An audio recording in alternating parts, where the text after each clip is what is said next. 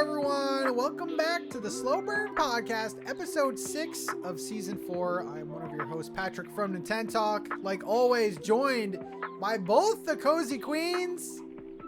Yay. Min, how's it going? Me? We got to throw it to the one we missed so much. Peyton. But yeah, it's Min. My channel's Min's Meadow. I guess I'll go. I'm like, nah. I don't know what to do. See, he shouldn't have thrown it to me first, because I'm on the awkward one. That's the best part. But anyway, yeah, I'm Min's Meadow. Look me up, TikTok, Twitch, and YouTube. I've been working real hard on my channels.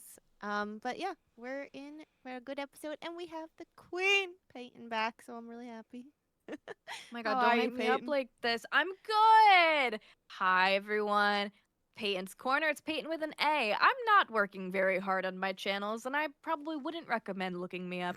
But no, I'm kidding. I'm Crack kidding. me up. I'm glad to be back. I was, you know, sometimes you just body bad. You got the ouchies, is what I call them. You got the ouchies real bad. And last week when we were going to record, I was like, yeah, I can't sit up straight. Like, the ouchies are that bad, I can't sit up straight. So I thought about trying to do the show from the comfort of my bed. But now that we're on camera, I was like, I don't know that you need to see me in bed. A no cam. Let's go. Thing? The no cam. Yeah. Yeah. But I'm glad to be back, and I'm glad. It was weird making a thumbnail with just the two of you. I know. It was You much said it was easier. easier. Yeah. You It said was easier. much easier. Yeah, putting all of us on there is probably I was hard. like, oh, I only have boop, boop. Great. So now I've done a solo episode with Peyton, and I've done a solo episode with Min. So next now week we it's me need and to you, do- girl. I get a day off. Let's go. The girls Bye, episode. That's what I said. That'd I'm be like, very the entertaining. girls. I would listen to that. I'm What pretty we told impressed. Pat in the past was that we would be derailed completely. We'd go on whatever tangent we want, and We would not talk about games at all. It would be no games.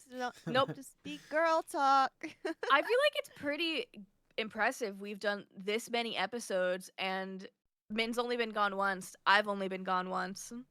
Technically, I missed the 2 episodes, so. Was Two? it 2? I was gone for 2 weeks. Oh, but we only did one solo Oh. show because yeah, we yeah, had a yeah. guest on one of the weeks. Min was in Japan, so we Yeah. only had to do a solo show once, a duo Yeah. show. So look And the forward time to Pat was away, we rescheduled a date. that. Yeah, you're like, nah, recorded. you're not. Okay, That was that's. before we, I think, knew we could do it alone, though. I thought we could handle it, Min. Min was like, we can absolutely not. You were like, no. Patrick is going to keep us on the rails. So bad. And I was like, yeah, probably. But we're all here today, so that's good. Your attendance score is 100. we're all here. We actually have a really good show today. This is one of those shows where there's a lot of like news stuff and a lot of opinions from us. This is a very opinionated show, so get ready for that. We're going to be talking about a Hope you like it. controversial game, not for the reason you think though. A new Whoa. game, Mixtape, got its way out. You know what happened? Got its way out into like past the cozy crowd, and that's always fun. So we're going to be And talking then it gets about that. weird. Some Nintendo news, one good thing, one bad thing. We have our Patreon discussion and even more, like a ton of news. We actually have a lot of stories today, including including something that the Wholesome Direct is doing that we may not agree with. But before we get into that, and listener emails. Spicy. But before we get into that, you can support us on Patreon, patreon.com/slowburncast. For as little as $5 a month, you can support the show or join for free if you want to just like vote in the polls. What is that? What was that? Zero. What are you doing? Oh, You always say as little as Oh. $5 Looks a like month, but something the else. truth, I was like, it's 11:34. I make an O with my hand, and it has to mean something crazy to you. Payton's throwing Min, up gang Wasn't signs. that, it was Listen, the No, fact that the- I the went- finger I was made going towards it. I made a circle with my hand to say 0 because you always say you can join the Patreon for as little as $5. No, you could join the Patreon for free as little as $0. That's true. But if you want extra content, it's as little as $5. Do I have to add that in? Unedited episodes. We got a multiplayer video. We got after shows. Tons of content. Actually, this first part of this episode was like 15, 17 minutes long. So, extra stuff. Join it. Even if it's free. Do it. And also check us out on YouTube. You might be on YouTube right now, but we do this podcast video form. So if you ever want to see us with some trailers kind of mixed in. Want to see what Peyton was doing? Yeah, you want to see what? Let me know any game leaders. Okay. No, I don't want to perpetuate this. So, okay, let's just get into it, dude. We're getting into it hot, man. So, okay, there's a game called Mixtape, and this game was in a Nintendo Direct, and I think basically, well, my thoughts on it was, okay, here's like a narrative-focused game. I called it very cliche looking, very coming of age, teens, last summer together. And the game comes out, right?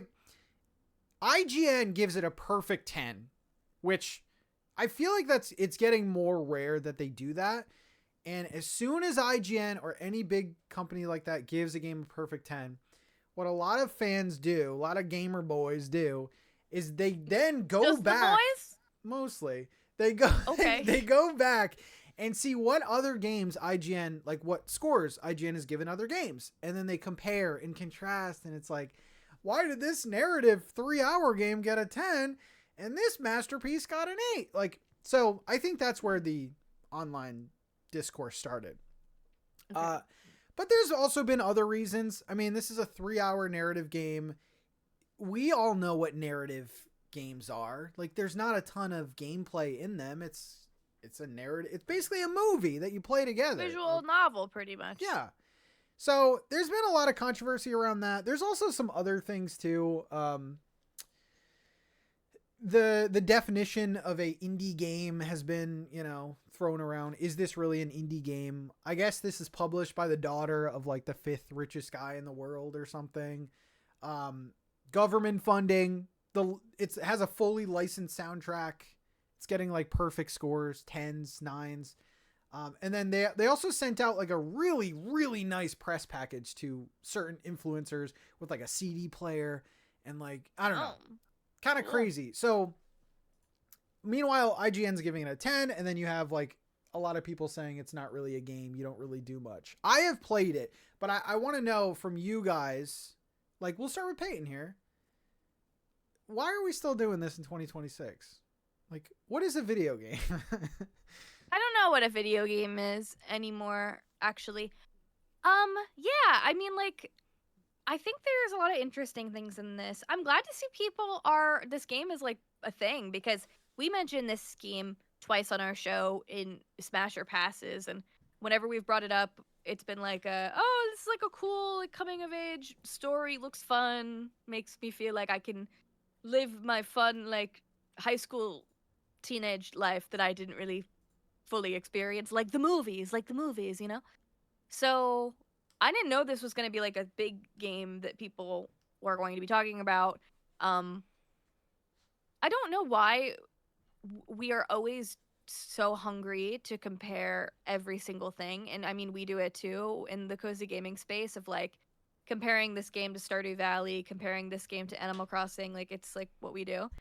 But as far as the scores goes, I think it's hard to compare like a 3-hour narrative game to something that is like a massive open world game with like thousands of hours.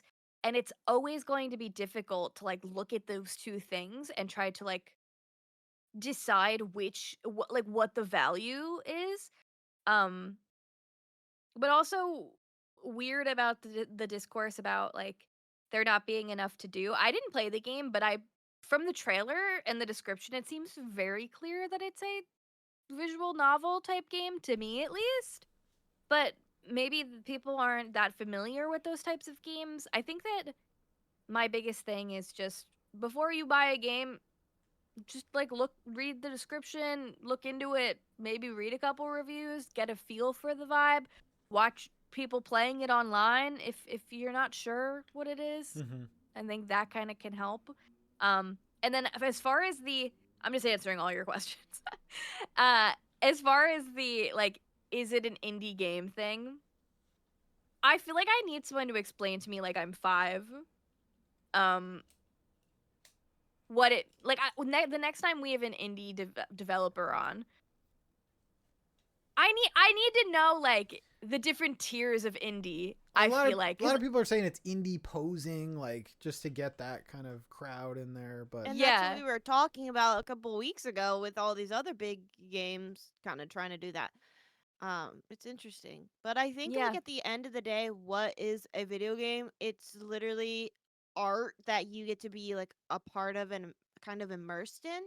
And like when you watch a a movie, like yeah, you can feel really in it in the moment, but it's kind of different in a game where there are choices, there are direct interactions. Even if there's not many in a visual novel, it's still different, right? And this is like a 3-hour playthrough. So I'm curious to hear more about like what Pat thinks about the game itself, because I haven't played it.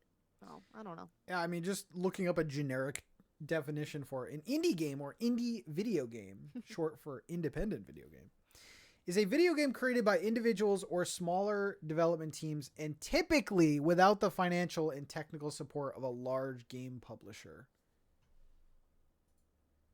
This was a small team that made it, but it also, I don't think it was struggling for like financial backing. But yeah, I mean, I was kind of saying this before the show, but is it bad to be like a son or a daughter of $1 billion person? Like, if my dad, I would love that. It would be amazing, but like, can I not have my own life? Am I just judged by them? I just don't get that whole thing. Like, I think it just depends. I think it's like, I think that like nepotism gives you a leg up. And I think you can see it with like people like say like actors like, oh, it's a nepo baby. And there are examples of like nepo baby actors that are really terrible. And you're like, oh, they're only famous because they're the daughter or son or whoever of this famous person. But on the other hand, there are some really exceptionally talented people who just happen to be related to someone else. Did those connections help them like get in the door? Absolutely. You can't say that. But do they have the talent to, like prove themselves? I think oftentimes, yeah. So I think maybe the same thing here with the video games. I'm more interested in the perspective of like people who do have to try to raise funds to get their games made and like how they feel about it. And because I obviously don't know all of the steps, but I think that it's okay to have backing like that. Your game's just got to be really good. Yeah. And yeah, I mean, I thought it was good. I played it. It did take me about 3 hours to beat it. Played it in like 2 sessions. I don't think it's a 10. I think it's really good, but I would probably give it like a, I don't know, high 7, 8, probably. Like, I think it's really good. We've played narrative games before, like Afterlove EP and stuff like that. The soundtrack is really, really good. I would say that's like the high of it. In terms of the characters, the main character, I mean, no, I think the main character is pretty unlikable. She's just kind of like that angsty, typical teen. And like, I get it's about love. It's about this girl who like loves music, but the way that she talks about music is kind of like, it's a little cringy. Like, I love music. I love listening to, I have a bunch of bands I listen to, but I'm never like, music is my life. You know, like I've never, and that's kind of what she is. God forbid a woman has a passion. I mean, this could be a guy too. I don't care, but it's just, it's a very cringy in your face. Like, music is everything. How old are they? High school or? They're graduating, seniors in high school. Okay. Yeah. So it's basically about the whole game, and this isn't even spoilers because it's like it sets the game up in the first like 10 minutes or so. But it's basically like a group of 3 friends. They're all going away or like one is moving to New York, the other one is like going on a road trip, the other one is just I think staying in the town. And basically the whole plot is they want to go to this crazy banger party, and then the next day the main character is leaving for New York. That's the entire plot. But all throughout the game, I love it. Yeah, it's a cool setup. It's your typical fully voice acted, I'm guessing. Fully voice acted. Yeah. And then basically what you're doing is you're kind of like doing these little mundane tasks, but you're like living out memories that you had over the years with your friends. So it's like you'll go to your friend's house and then there'll be like a picture and you'll go over to the picture and it'll be like, oh my God, I remember this. And then you play it out. Like you play out the memory. So there's like a bunch of different mini games, like kind of like mini games just to like progress the story or to play out the memory or whatever. I think it's written pretty well. I think this is going to either hit with someone or like completely fall flat, depending on like your age, what you know, your personal, you know, childhood, teenhood was like. I thought it hit for me. I mean, I grew up in the late 90s, early 2000s. I feel like it hit for me. I don't know if it's a 10 just because like some of the writing was a little cringeworthy, but it was enjoyable. I mean, there was gameplay there. A lot of the clips that are going viral online that you'll see on Twitter are like, there are sections of the game where it basically plays itself. And there are like quick time events where you have to like jump over this barrier or like slide under this fence or something. And you could technically just like put your controller down and it'll do it for you. And I think people wanted more control during those points, but I don't think like, even if I had all the control in the world and I could fail, I think that's the biggest thing. Like you can't really fail in this game. Like if you're skateboard, there's a lot of skateboarding sections. If you like hit a car, it just like rewinds and you play it, you know? So yeah, I think people wanted just more gameplay with like punishment, I guess. But I don't know. That would be very annoying if a game like this had that. This game shouldn't be difficult. It shouldn't be. That's like a thing I think my cozy gamers might like is the idea of like, oh, I can put this down for a second and it will continue on. If I don't want to have to worry about like my skill in this moment, I don't have to. Yeah. There were a lot of 10 out of 10 moments for me in the game. Like I played on Switch too. The make out mini game. There is a make out mini game about 10 minutes into the game where Pat said he got an achievement for doing it over a minute, right? Okay. So basically your right stick is the right tongue and your left stick is the left tongue and you just go crazy. Now, okay. So that was my 3 hours. I have two questions. I sent you that clip of the minigame. So did you decide to play the game before or after seeing that clip? I wasn't okay. It was after. No, listen. I was gonna play this game regardless. I was actually going to wait a little bit when it was like actually summer because I feel like it would have hit more, or closer to summer. But because I saw it was like blowing up and there was this big conversation about it, I was like, you know what? Let's just play it now. So I got it on Switch too. Visually, it looks great. It has sort of that same animation style of like, you know that like animated Spider-Man movie? Yeah. Yeah. It does look like that. Yeah. Yeah. It like looks choppy, but it's not. Like it's on purpose. Yeah. Yeah. But there are moments in the game, like I don't want to spoil them, but like you're at like an abandoned amusement park and you're like in a heavily wooded forest and like you're flying in certain. So like there are some 10 out of 10 moments. I would recommend it for the cozy crew though. Like the cozy gang that's listening right now. Think of it as an interactive coming of age movie. And you're good. Like I saw people upset about the making out. I saw people I don't get it. Here's what I saw, and I need to know if I'm crazy. I saw because it's like you're making out with tongue, and so I saw a bunch of people be like, "Oh, people who kiss like this are so weird." And my question is, does the general public not kiss with tongue when they make out? Well, is this that will be our poll for next week. People of the podcast, tongue? Do you use tongue? I just thought that was like, well, yes. Granted, the minigame didn't look like a good kiss. It looked Oh. sloppy. But Okay. you gotta use a little Yeah. tongue, right? I saw people be like, I would never stick my tongue in someone else's mouth. And I was like, well, that's... Okay. Great. I thought wonder that was what the- interesting that people were mad about the tongues. I wonder how old that person was. Old people can I don't tongue know. too, man. I don't know. I don't know. The game was good. I think it was an above, not even above average. It was a good game. Like, I think it was good. 10, I don't know about 10, but I would be interested if anyone... I'm assuming a lot of our listeners probably played it. I would recommend the Switch 2 version. There's like a little bit of stuttering in between. How much was it? Do you remember? I think it's on 10% sale. I think it's like 17 right now. Okay. Yeah. That's not bad But it sounds like it's just like a short and sweet kind of game. Like, I like playing a short game like that every once in a while where I don't have to put a lot of effort in. Mm-hmm.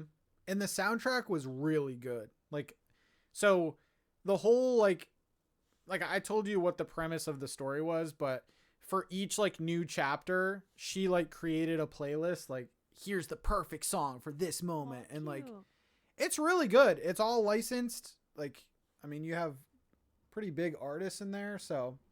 Yeah, I think the main thing is, like, is it a game? Is it an indie game? And, like, why is it getting 10s? Like, people are saying this is, like, an industry plant type of thing. But... Yeah, but, like, at the end of the day, it is a game. It's on Steam. It's not going away. And what is the point of talking about that? Yeah. Maybe, like, is it a game? That question. Like industry plant thing... I don't know. I mean, obviously if they do have a lot of funding behind the scenes, like, I don't know. I mean, I think most people aren't going to look into that and aren't going to care. They just want to play a good game. So I don't know. I'm a little mixed on that one because I don't feel like I personally, and I'm not trying to take away from other indie game people who don't have the help, but I just don't think I care enough to, like, be upset about that conversation. No. But I understand why people are, I guess, because I don't know. But I also didn't feel like they were screaming, we're indie, or anything. Like, they came from it probably from the point of, we are independent, and this is our first game. I think it was in the Nintendo Indie Direct. Okay. But... okay. I'm with you. I don't think they were like, look at our small team. Like, I don't know. But yeah, I would recommend it. I would definitely recommend it. And it's kind of perfect for, like, now. We're, like, in May, June, like, yeah, I don't know. I love it. I feel like I would like it. I feel like it gives me, like, I feel like being you a would wallflower energy, which I kind of like. And some of the mini games are really fun. There's, like, a mini game where you're, like, skipping a rock across the water, and, like, you have to, like, hit targets. Can you guys do that? Not very good. Has to be a good rock. I've never been able to skip a rock. Like, it does do, like, not one skip. or three. It goes... Like, that's not very many skips. Gotta have a nice flat rock, the right angle, you know. Interesting. Okay. So there's Mixtape. Next we have a not so good news story, but you have warning. So here's your warning. September 1st of this year, Nintendo is officially raising the price on Nintendo Switch 2 systems from $450 to $500. This is not a rumor. Nintendo literally came out and said, not a leak, not a rumor. It's true. Nintendo was like, yep, it is happening. And then they actually said, we sincerely apologize for the impact these price revisions may have on our customers and other stakeholders, and we deeply appreciate your understanding. I don't have the exact quote here, but they said something like, we hope to like make it better with our future robust lineup. So like game lineup. So I don't know. It is kind of nice to have like a company like this like apologizing. I don't know. That's kind of like sincere. Like, I feel like PlayStation has raised their thing and they didn't say anything. Like, yeah, just pay us more, dude. So going up by $50 on September 1st. So you still have time to get it. If you don't have it, save $50. I don't know. Min, what do you think about this? Did you see it coming? Are you surprised? I was surprised, honestly.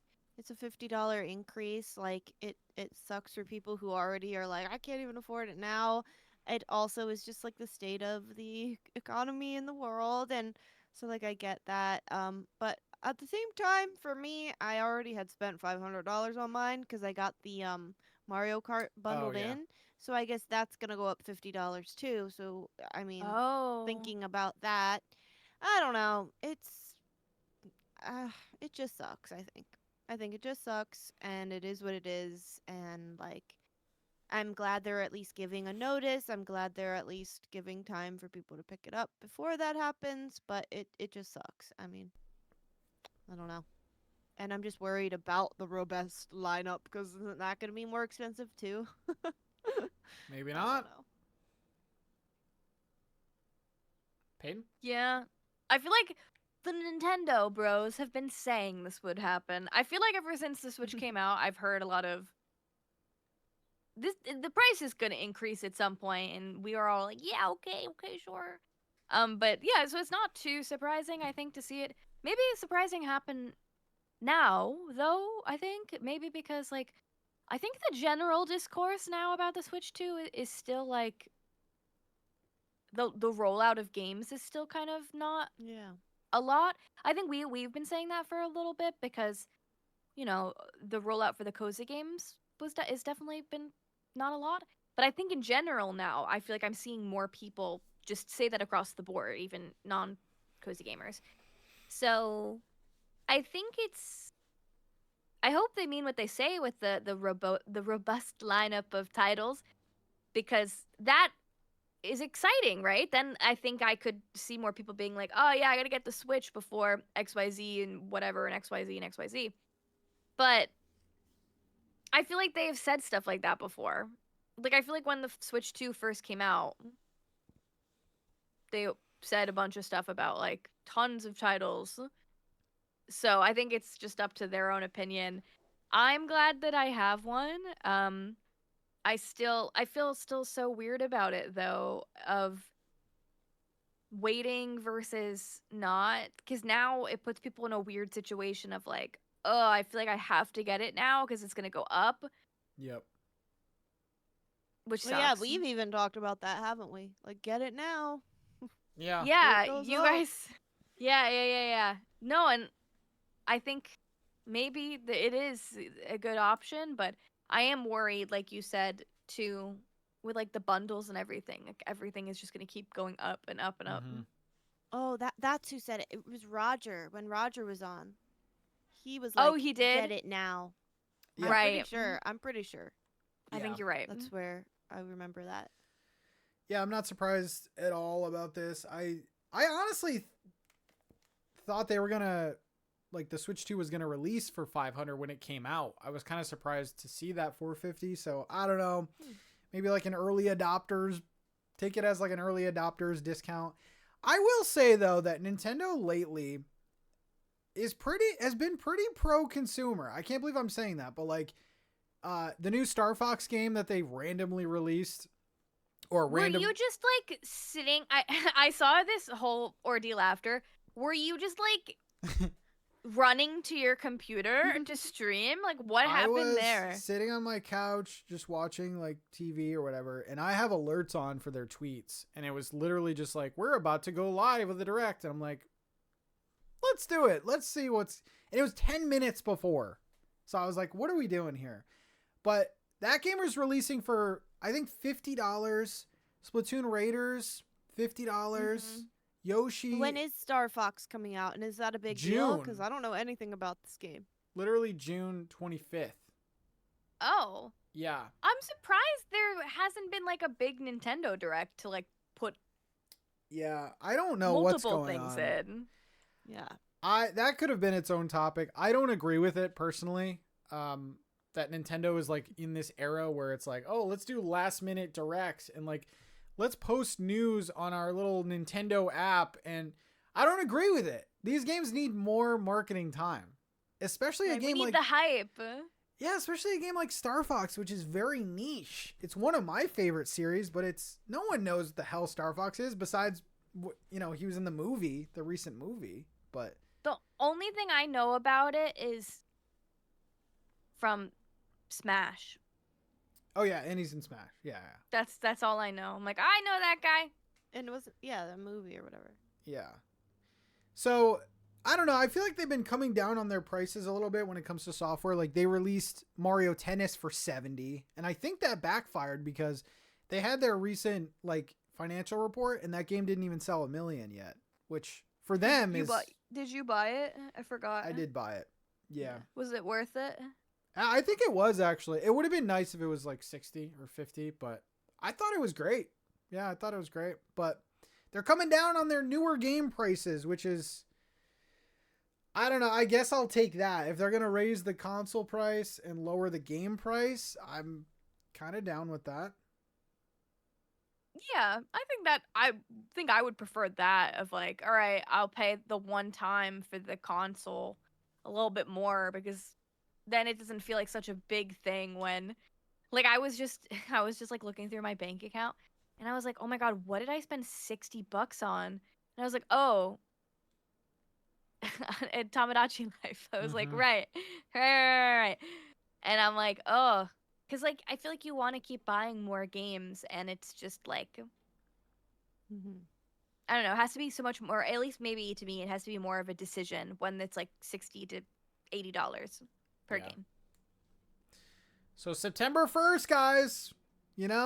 At this point in time, you have what? 3 months? 3-4 months to. Yeah, but isn't it going to be so messed up when, what if they come out with... what if they come out with, something cool for the holidays? You know what I mean? What if you buy a Switch... I don't know, or, a cool, other Switch type Oh, they're definitely going to... variant. Oh, yeah. That's going to suck if you buy the Switch right now because you don't want to spend... You want to get it at this current price. And then, immediately over the holidays... they release some cool Animal Crossing Switch or then again, something. I don't know because they just announced a Pokopia Switch 2 bundle for New Zealand or Australia or something. I don't know what it is, but no custom. Yeah, it's not special edition at all. It just has Pokopia on the box. Yeah. So I don't know. Yeah, they haven't really been doing a lot of that. So. Let us know if this is going to kick you into gear to get one. That sucks, though. It's you're pretty much forced to get one. So, I don't know. It's worth it, though. Not to be that guy. We need to talk about this. So, this was a leak. A literal leak. This is from the, I think, Terra leak of Pokemon. And I wanted to bring this up. No idea what that means. So, Let me look at this. Basically, a big leak, legit leak from the Pokemon company that showed everything. I mean, this showed concept art of unreleased Pokemon from Gen 1. This showed all of their plans up until we're not even at that point where they a ton of information was. It was and what does it mean? Leak? Does it mean this was breached information or hacked in, or what does it mean that somebody from works there told it? I'm pretty sure it was hacked, breached. Yeah. Okay. Yeah, this is actual Pokemon. So all of this information that we're about to talk about, I guess it's spoilers for Pokopia, but this was before development started on the game, so this could all change, but I don't know. I highly doubt it. So this is the leak for the Pokopia DLC. So more content coming to Pokopia. So the first Pokopia DLC is planned for Q1 2027. Keep in mind, plans during development can always change. This is the current rumored content. So it does say rumored, but it was in the Terra leak. So it's not 100%, but it was in there. Okay. Maybe they took it out. Maybe they took it out. 4 brand new areas to explore. So these are the different worlds in the game, those giant areas. 4 brand new areas. Or do you mean the Dream Islands? Like Withering Wastelands. Like the towns. Okay. Yeah, the towns. So 4 brand new towns to explore. 100 plus new Pokemon. 3 plus new forms, including one for Kingler, which I think is interesting. So like Mosslax, Pikachu, like those kind of like exclusive forms. And then possible appearances of the Winds and Waves starters. So the new starters for the newest game would be in the... I think that is a slam dunk idea, by the way. Just that line alone. That's like marketing before the game even comes out. It's such a smart thing to do. And they were so cute, too. We liked them. Bomb. That's huge. That's literally like a second Pokopia game. That's what I'm saying. We're doubling the game. The areas alone are like massive.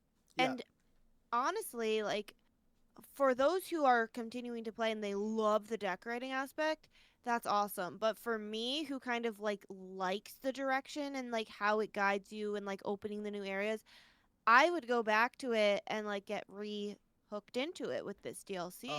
Absolutely. So I think this is great. And for everybody who played it and enjoyed, whether you're still playing it or not, I think this is really exciting. I'm glad to see them. Like, I hope that this is true and this does come to fruition, because I think it's really nice to see games getting these updates and like continuing to stay relevant in the loop, because they could so easily just be like, nobody talks about it anymore, move on to the next thing, you know. I doubt they're listening, but I was going to say, Pokemon Company, please do not release this all at once. I'm actually begging you. Like, release one area, see in a couple months, release a new area. Do it throughout the year. Why do we have to have essentially... It's because Pat just wants to be able to make videos once... Literally! No, but even as a content creator, as a player too, so many people when... 2.0 to keep it more relevant, you feel like that would be better? Yeah, you have a home run here. I feel like if it was a free update, yeah, absolutely. I think if it's a DLC, I want it all at once. Yeah. If I'm paying for waves? You don't want like a wave thing? No. If I'm paying for it, I would like it now. Because who knows what I'll be doing in 5 months, you know what I mean? It's true. Yeah. If People it's free... burned through the content so fast that like... If they're like, there's nothing in this, and you know what I mean? Yeah. How much do you think it would be? Like Pokemon DLCs usually. Like, I know this is a totally different type. I have no idea how much they. That's I think where things get a little choppy here, because the game was already $70. That's what I mean. So I'm like, I love that there's gonna be more content. It seems worth paying for if it is what we've just heard. With the scope of it. Yeah, like but like Min how said, much more? That's like a new Pokopia game. You're doubling the game. But the game has what, 300 Pokemon now? This is adding 100 new. You know? Yep. So you're adding 33% more Pokemon. You're adding 4 new worlds. I honestly think they could get away with $20 to $25 for this. However, but I think they're gonna charge $50. Really? You do? I don't think so. I don't know. How much is DLC? I think at the most it'll be like $30. Okay, all right. I just don't know. Like, how much was that ZA one? Yeah. There was a one for Scarlet Violet too, as well, right?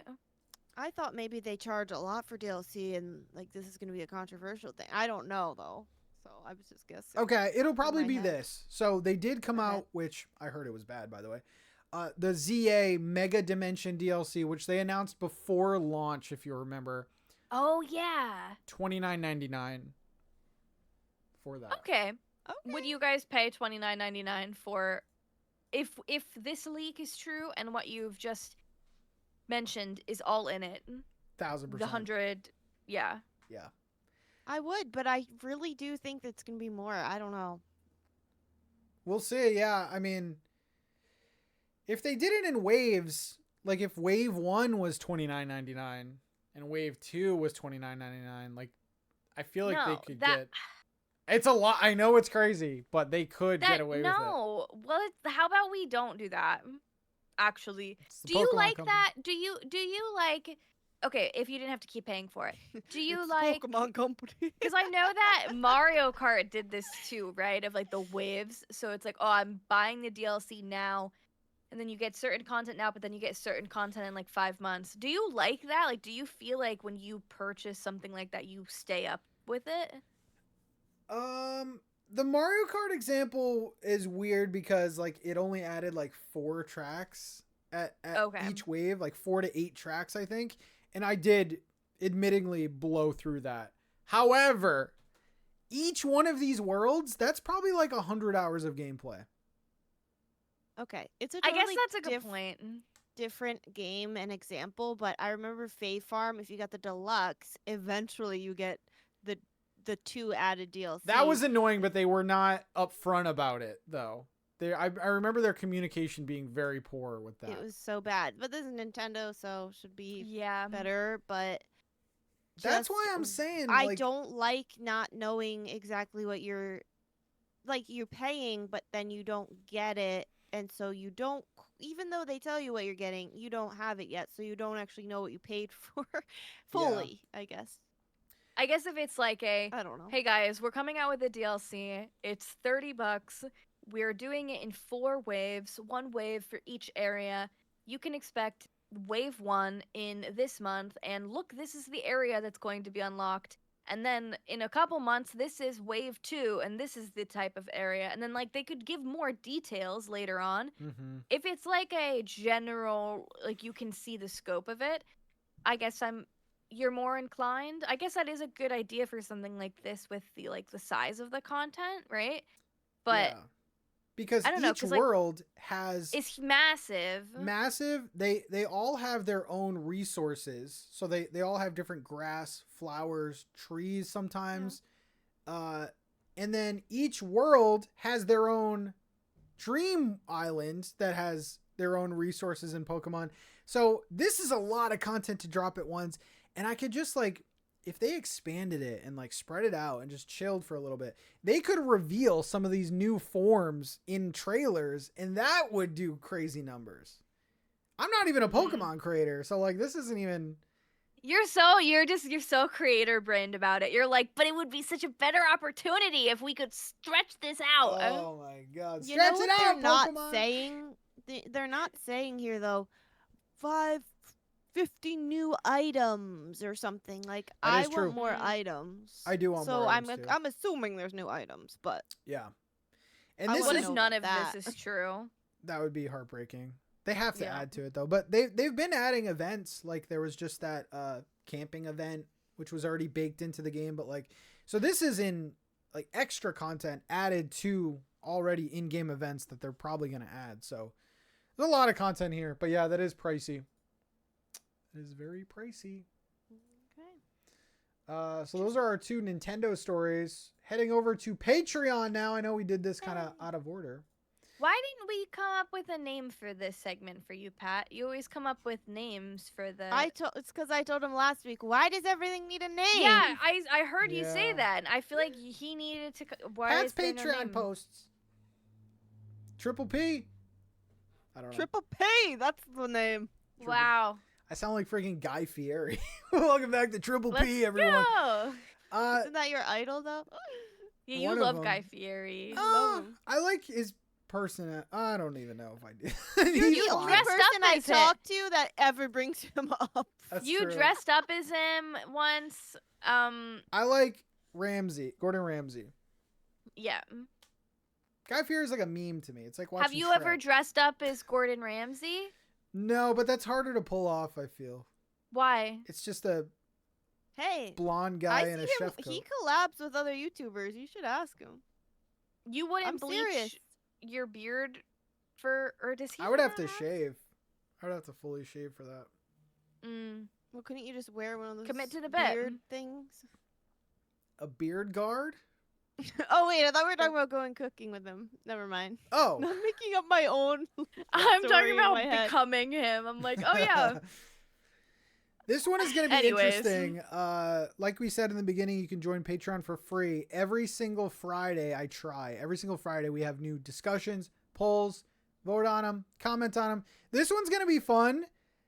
We asked you guys, what is one cozy game you could not get into that is critically loved by the cozy game community? Let us know which game and why, and your answer could show up on the next podcast episode. So these are games that are beloved. We're talking about, like, no matter who you talk to, they're like, oh yeah, I'd recommend that. Like Mixtape. No, I'm kidding. Maybe. I don't know. Well, a little too soon. So let's go through these, and we will make fun of everyone. Whoa! See, that was a "Are you guys still awake?" sort of thing. You guys are good. You're killing it. What do you?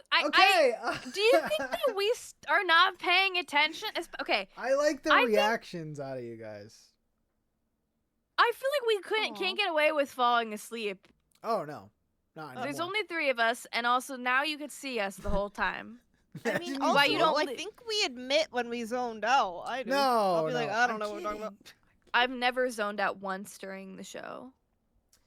All right, let's start with a heater here. Amy Joe says, Echoes of the Plum Grove. Okay. I really did not enjoy the 2D aspect. It felt very one layer. It also felt it was very slow to begin. I ended up with too many items and could not get my head around it. However, I still really enjoyed watching people stream it. Peyton, thank you for that. Was not my cup of tea, even though I tried to sink a fair few hours into it. I don't know if I would consider, I mean, no hate, but I don't know if I would consider that like a, I mean, maybe. Beloved? Yeah, I think in the terms of the podcast, because I talk about it all the time. Yeah. Absolutely.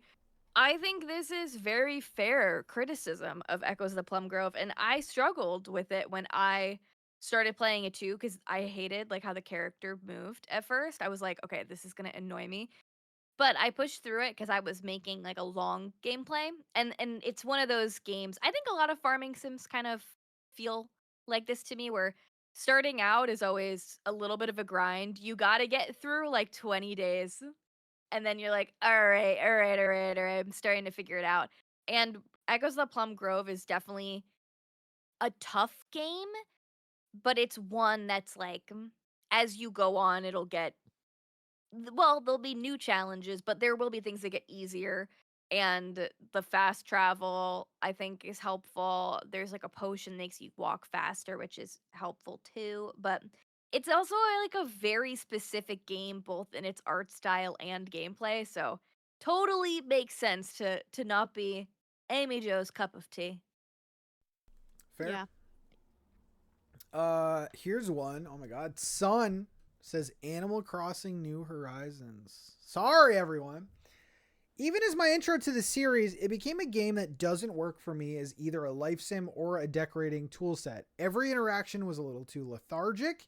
The wait to get particular items without treasure islands is too time-eating, and I could not understand what others get out of repeating the dreamy hunting, loading over and over loop, particularly when the villagers, while aesthetically cute, mostly share a handful of personas and don't really interact with much of what you make. Okay. Early on, I was okay with deal with what you got limitations and found charm on the makeshift hand-me-down-ish town I made, but as soon as I had ideas of what I really wanted to make, the game's overly restrained design and even its workarounds killed the fun for me. Did not like the slow burn, I guess. Yeah, I mean, I can relate to that probably more than you guys can, because you guys really, I feel like, click with Animal Crossing the most. I always feel like I really need a little more direction. I definitely got back into Animal Crossing a lot more when Treasure Islands existed.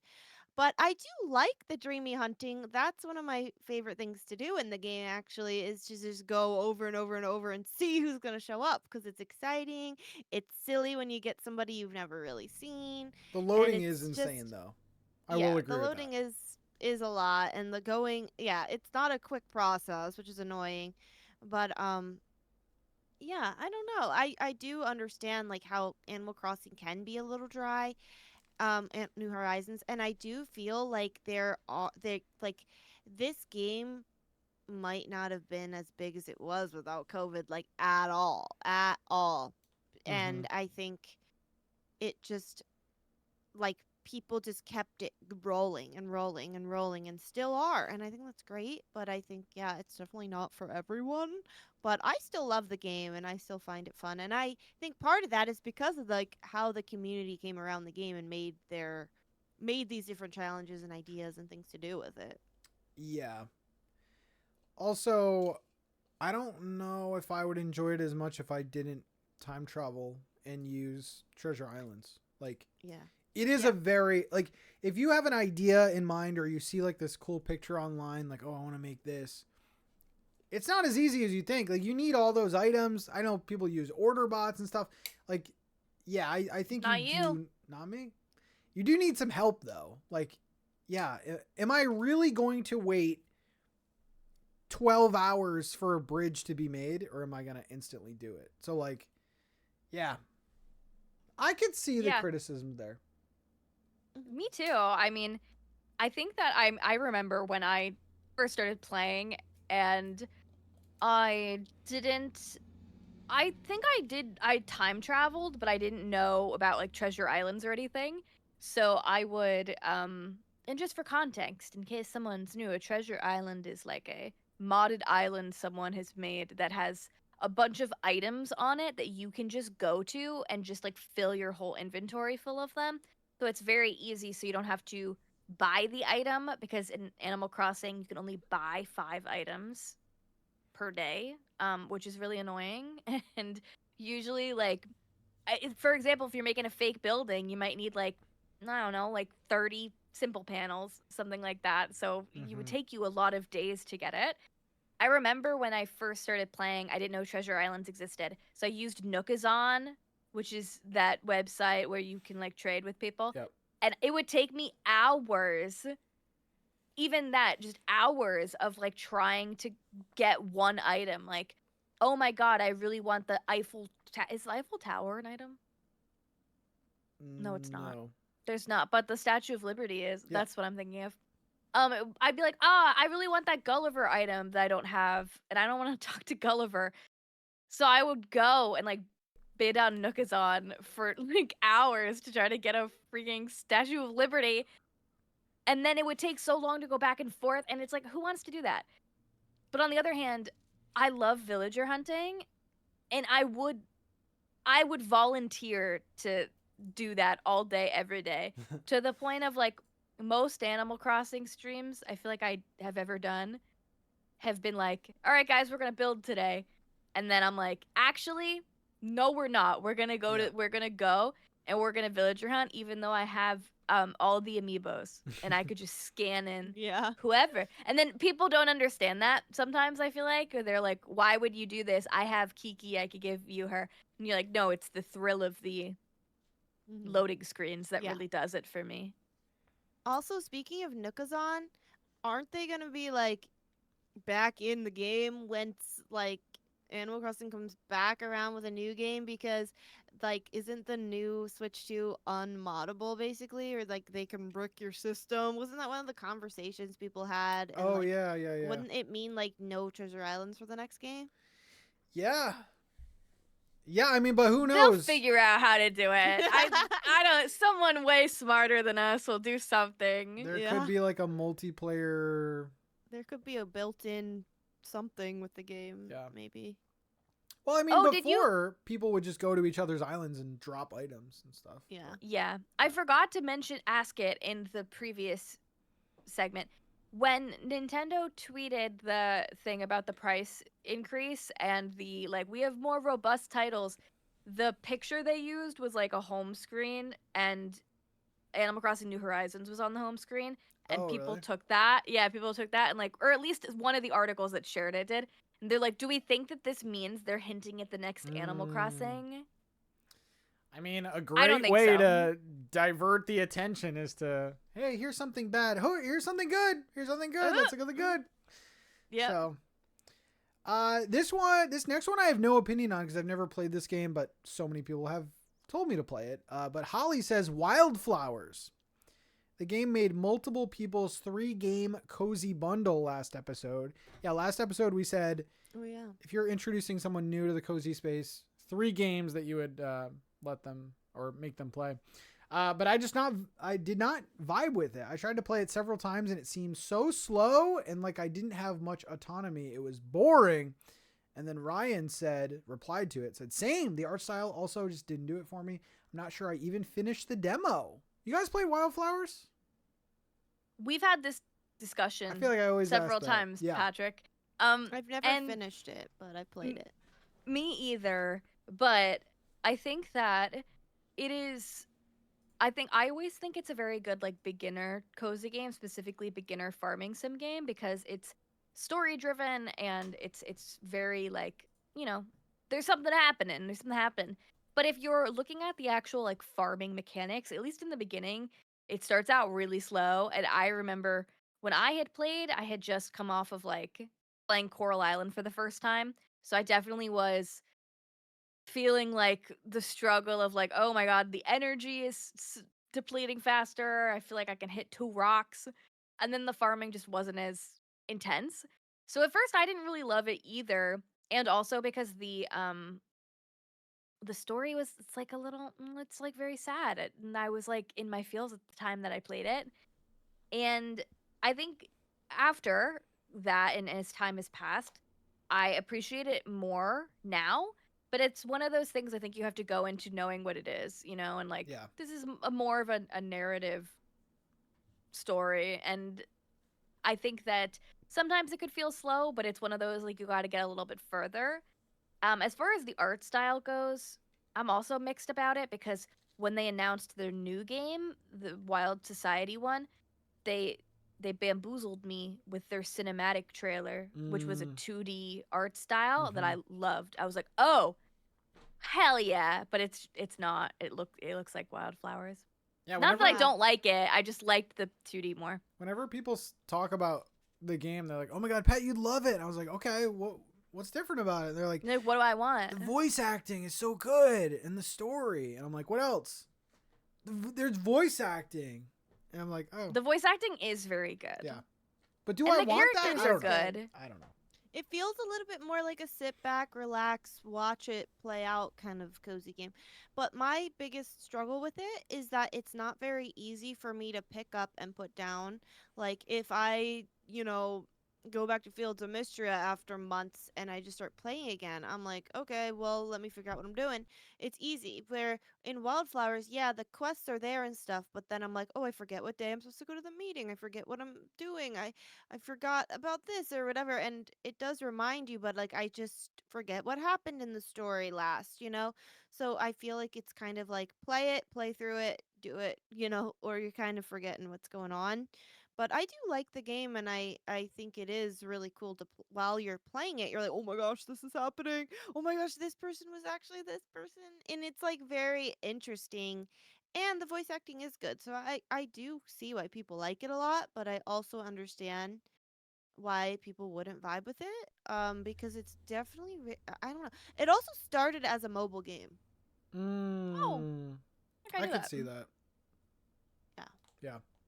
I think it opens up a lot after the first year. Like the first year is very guided, but then I don't think I got much further than the first year, but I know I got past it because everyone was like, "There's a hot person after you get through the first year." So I was like, "Well, let's do it." There's a hot person. I'm like, for the hot person, of course. And I think that after you get through the first year, the story like it's still there, but I feel like it gets a little bit more play as you want. So I think it's a good one, I think, to recommend to people because it's got a little bit of everything. But I think so how much gameplay is in 1 year though? How much time is that? I mean, it depends. Like there was one season I was like skipping through quick because there was something I wanted. I forget what it was, but there was some reason I was like skipping pretty quick. So I think it's kind of up to you. Like you can play it slow or play it fast. I would say like a decent amount of time. Yeah. For sure. I've just heard that with so many games, like get past the first year and you're good. Like A Wonderful Life, I think personally opens up, but that's a long year, man. Like, yeah, that's what I said. I was like, I'm not doing that. Yeah. So, this next one is gonna make Min angry. Brooke. It's okay. Says Fields of Mystria. Felt like it had too many similarities to Stardew. I didn't like the art style, and although I didn't have a terrible time playing it, I just never found the urge to go back to it. Min is punching a wall right now. Min, come back to us, please. Yeah, I just wonder what similarities they mean to Stardew. The fishing Yeah. minigame is literally more like Animal Crossing. There's not a community center that you're filling. There's, I guess, a bundle feeling when it comes to the museum, but it's different because it's the museum. It's not like you're opening something up crazy after you complete that. And also, honestly, Dragger. the characters are so much better and so much more in depth and more meaningful, and like there's a more community element. So in my opinion, and I respect your opinion, Brooke, give it another try because I think that they actually are very different. But Well, I wait do till also think 1.0. I would say wait till 1.0. I do also think that if you don't like Fields of Mystery, maybe it's because you really, really love Stardew, and like there's a different gameplay loop and feeling, I think, to Stardew than Fields of Mystery at the end of the day, where people can like both, but I think there are people that just don't like Fields of Mystery and are just more like, Stardew does it for me, and I feel like that's fine. So I'm all over the place with my answer, but that's my take. Mm-hmm. This next one makes me sad. Human Zoomies, what are you doing? Fantasy Life. The new one. What do you Dude, I do? forgot about Fantasy Life. And if I said I forgot that game exists, Oh god. is that crazy? They said I played for maybe 15 hours. It just never really grabbed me in. The lives weren't nearly as unique from one another as I was hoping. The gameplay loop started to feel super repetitive and the characters felt predictable and soulless. It was also grindy, trying to get my different lives up to high enough levels in order to enjoy new areas to explore. I'm usually not too critical of games, but I definitely regretted spending money on it. I love Fantasy Life. I think I talk so highly of it. And the thing is, I haven't even put in a ton of time either. Like, I finished it, but Wasn't there a game of the year last year? I think it was. Yeah. But, like, Have I any of haven't you put played it hundreds since? of hours, you know? No, I haven't, I- Peyton, but I like the game, Okay. damn it. Like, Neither, so that's what I'm saying. I love it. And it, you know what? It is grindy, but I feel like that's kind of pretty on brand for what Fantasy Life was. Like, on 3DS, it was grindy. And this new one is grindy. 15 hours, though, that's a fair shot. So you probably just don't like it. Yeah. Like, I gotta get back into it sometime because I liked it too. I don't know what I wasn't running to pick it up all the time, but I felt like I could acknowledge. I'm like, oh, this is really good though. Yeah. Mm-hmm. So Let's see. Oh, Amanda says, for me, it's Tiny Bookshop. To be fair, I only played the demo, but I just found it a bit boring, and I recall it not running that well on my laptop. Now I have a Steam Deck, so maybe it would be different. Not sure if it's compatible. Once it fully released, I only heard great things about it, but my initial experience made me not want to spend money on it. Open to my mind being changed, though. If someone could tell me there's more to it than selecting books to sell, running through the shopkeeping loop, and decorating the bookshop, is there any compelling story? yes, there is. Yeah. I think so. Well, in case you're curious, I once played 100 Days, right? I right? think so. Yeah. That's You what I did. did. I was like, it was 100 days. It was not 100%ing. 100 days, yeah. 100 Days. I did indeed play of Tiny Bookshop, and you could watch it on Payton's Corner, youtube.com/Payton'sCorner. Yeah, I think that was something that was interesting to me about Tiny Bookshop because when I went into it, I thought it was going to just be like mindless bookshop management, and then I was pleasantly surprised that there were stories and goals, missions kind of that were challenging, and then with it there were little stories that unlock, and that was my favorite part. And I enjoyed the book selling aspect of it for sure, but my favorite part actually was the characters and oh my god, a new location unlocked, so now we can see this and this. It's not like a visual novel. It's not like the deepest stories in the world, but there were some arcs that I was like, oh my goodness, like, oh, now we're following this character who's having treatment at a hospital, or now we're following this character who's putting on a play. And yeah, I think there's more to it, but I feel like the book selling can get repetitive, so I can also understand if it's not for everybody, but I really liked it. Yeah. Mm-hmm. And then before we get to our personal picks, let's go with Joy. This one got a decent amount of likes. Joy said Palia. I remember enjoying it when it first released, but then I just dropped it. Couldn't get back into it. At some point, I felt so far behind on updates that whenever I did try to play it again, I couldn't get into it. I feel like it was always missing that wow factor, and it could never hold my attention the way other games have.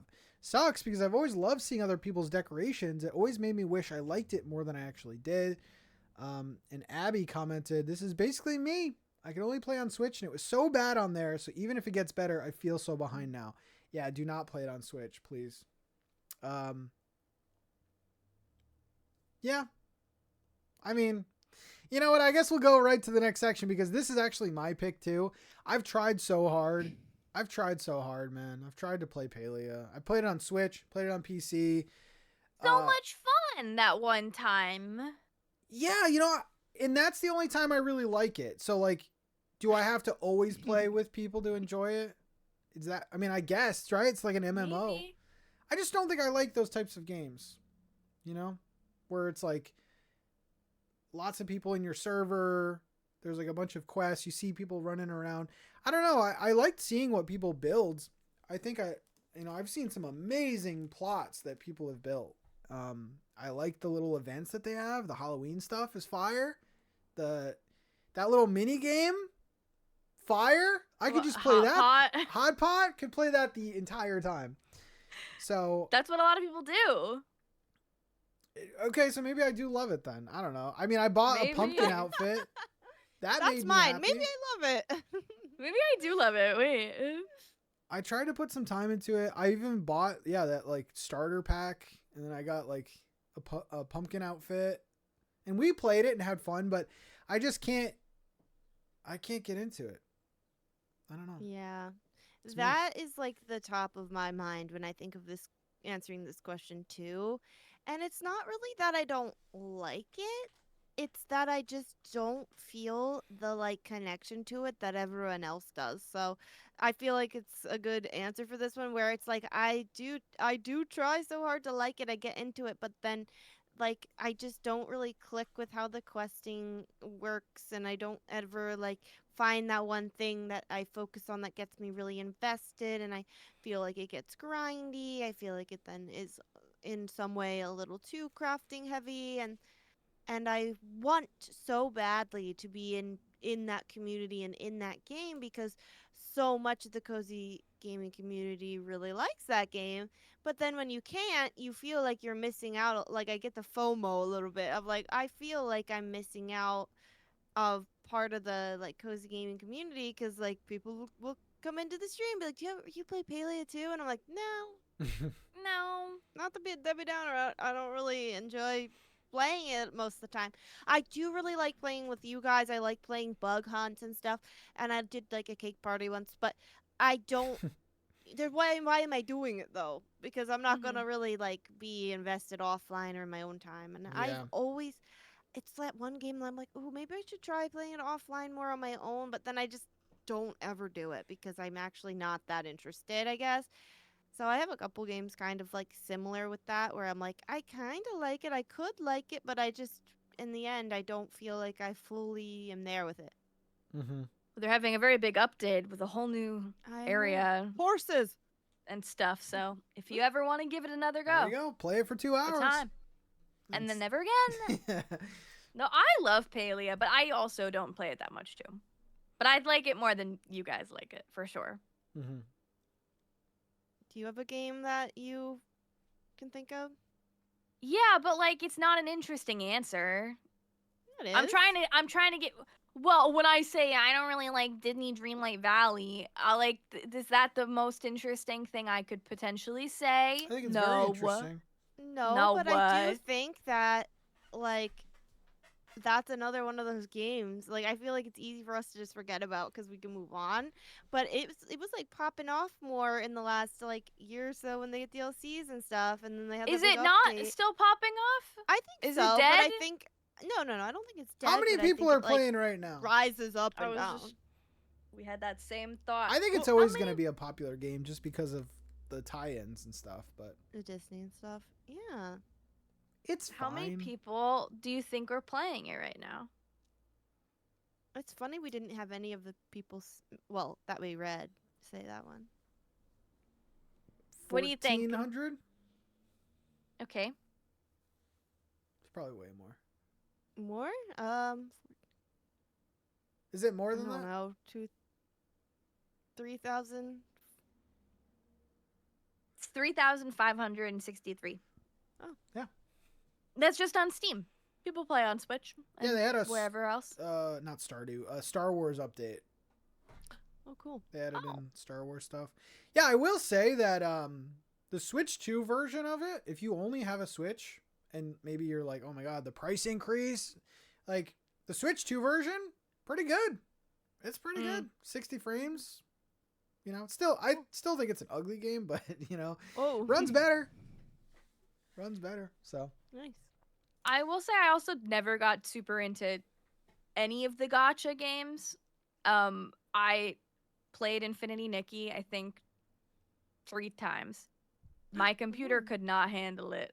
So that impacted it. Yeah. I think when I rated it, I gave it like a good rating. But I think that like for me, I have fun with the gacha for like 5 seconds, and I always make the same jokes about like going to the casino and like screaming buffalo. Like I do the same thing every time. And then I'm like, all right, I'm like never want to do this again. And it was the same thing with Heartopia too. I was like, okay, I'm good. we're good. I just don't know that I love the structure of it, and I feel always like, oh, this feels like a slippery slope to go down every time, and I'm like, Yeah. oh. But I don't know. It just doesn't grab me the way that other things grabbed me, I think. Mm-hmm.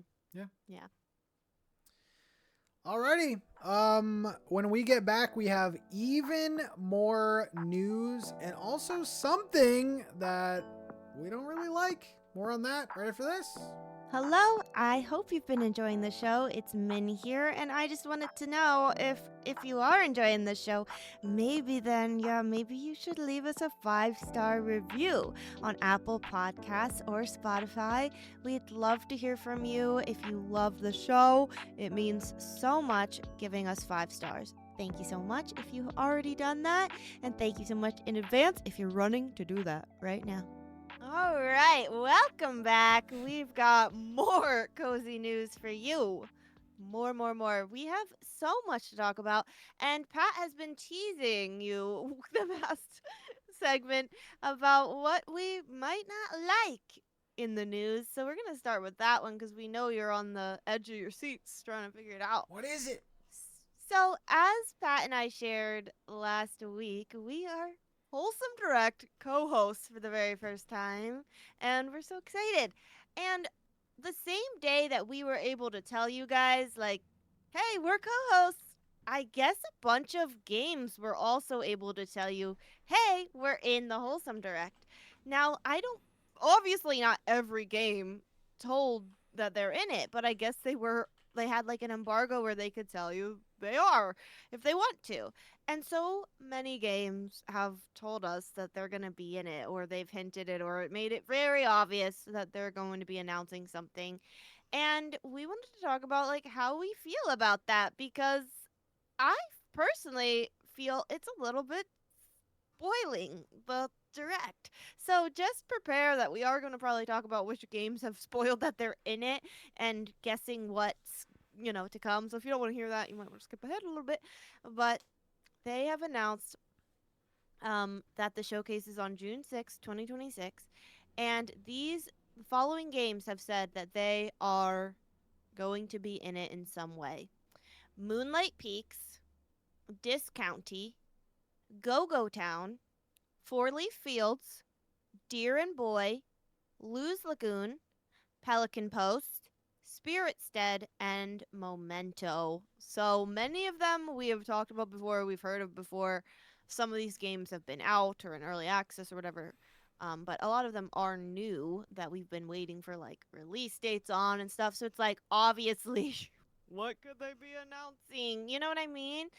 And I kind of like didn't want to scroll because I'm like, I don't want to see all these. Like, I want to see it on the day of for myself. And I'm sure for so many people, it still will be a surprise because they haven't maybe heard this or seen this on socials. But what do you guys think about that? Listeners, you can comment. But like, Pat, what do you think? You said you're on the fence about it. I am on the fence. Yeah, because is this the entire list? 1, 2, 3, 4. I mean, 5, I think there's 6, probably even 7. more, but I'm sure there's probably more. Yeah, they retweeted a bunch too. Yeah, so that's like there's 9 like a graphic. games that I think did it. Yeah, and I'm looking at the posts of the games. Like Discounty said, employee notice: all Discounty staff are required to tune in to the Wholesome Direct on June 6th for a very important announcement. And like 4-Leaf Fields, we're beyond excited to share that 4-Leaf Fields will be a part of the Wholesome Direct 2026. Can't wait to show you what we've been growing. I'm on the fence because half of me is so excited. I'm so excited for 4-Leaf Fields. I'm glad that it's in there. Go Town, that's kind of been a mystery. I thought that'd already be out by now. Did that get delayed? Something happened with it. It's been out. Yeah, I mean, it's been out in early access. It'll be 1.0. Yeah, thought that was supposed to be sooner, but like Discounty, they were kind of teasing something. Lose Lagoon, we could probably like assume was going to be in there. Some of these, if you're like really in tune with this space, you probably could have guessed most of these. I don't think I have a problem with it though, because they said that there's going to be 50 games here, and this is 9 of them. So I don't mind this actually, because at the end of the day, you feel like it's hyping it up, and it's like a minute, like actually a small amount of stuff. Yeah, compared to what's actually going to be shown, I don't think 9 games breaks the bank. And I don't think any of these games were going to be the one last thing. I think the one, or not that they have a one last thing. Like last year they had like a little... That's like a Nintendo thing, I feel. Like the one... I don't know. There's some directs that have like... But like, yeah, they had like a sizzle reel last time. But like the big announcement that you're like, whoa. I don't think any of these games, no offense, but I don't think any of these games were going to be that. You know what I'm saying? Because we knew about these. Like, I don't know. So, I'm down for it. The only thing that I do kind of disagree with was I feel like all of this teasing should have been the week before, not a month out. Because I feel like it doesn't really do much. I feel like they have to post again. I completely agree with you on that. Like, can you give us a little time to, like, till you say something, a little more time? Because a month out is not only a long time to wait for an announcement, but it's also like, oh, okay, I know you're going to be in it. So, like, something I like to do is make a little bingo board sometimes for these things. And now it's like, well, I can just put all these 9 in a row and there we go. Got it. You know, easy bingo. Yeah. Don't do that. Now you have a free space. Cheating. Gonna do it this year. Yeah. Yeah, so like, I don't know. Ideally, the direct is what, on a Saturday? Yeah, it is on a Saturday. This could have been a banger Monday announcement the week of. And like, now you're like, oh my God, I'm so excited. We're going to see all these games. Plus there's 40 other ones.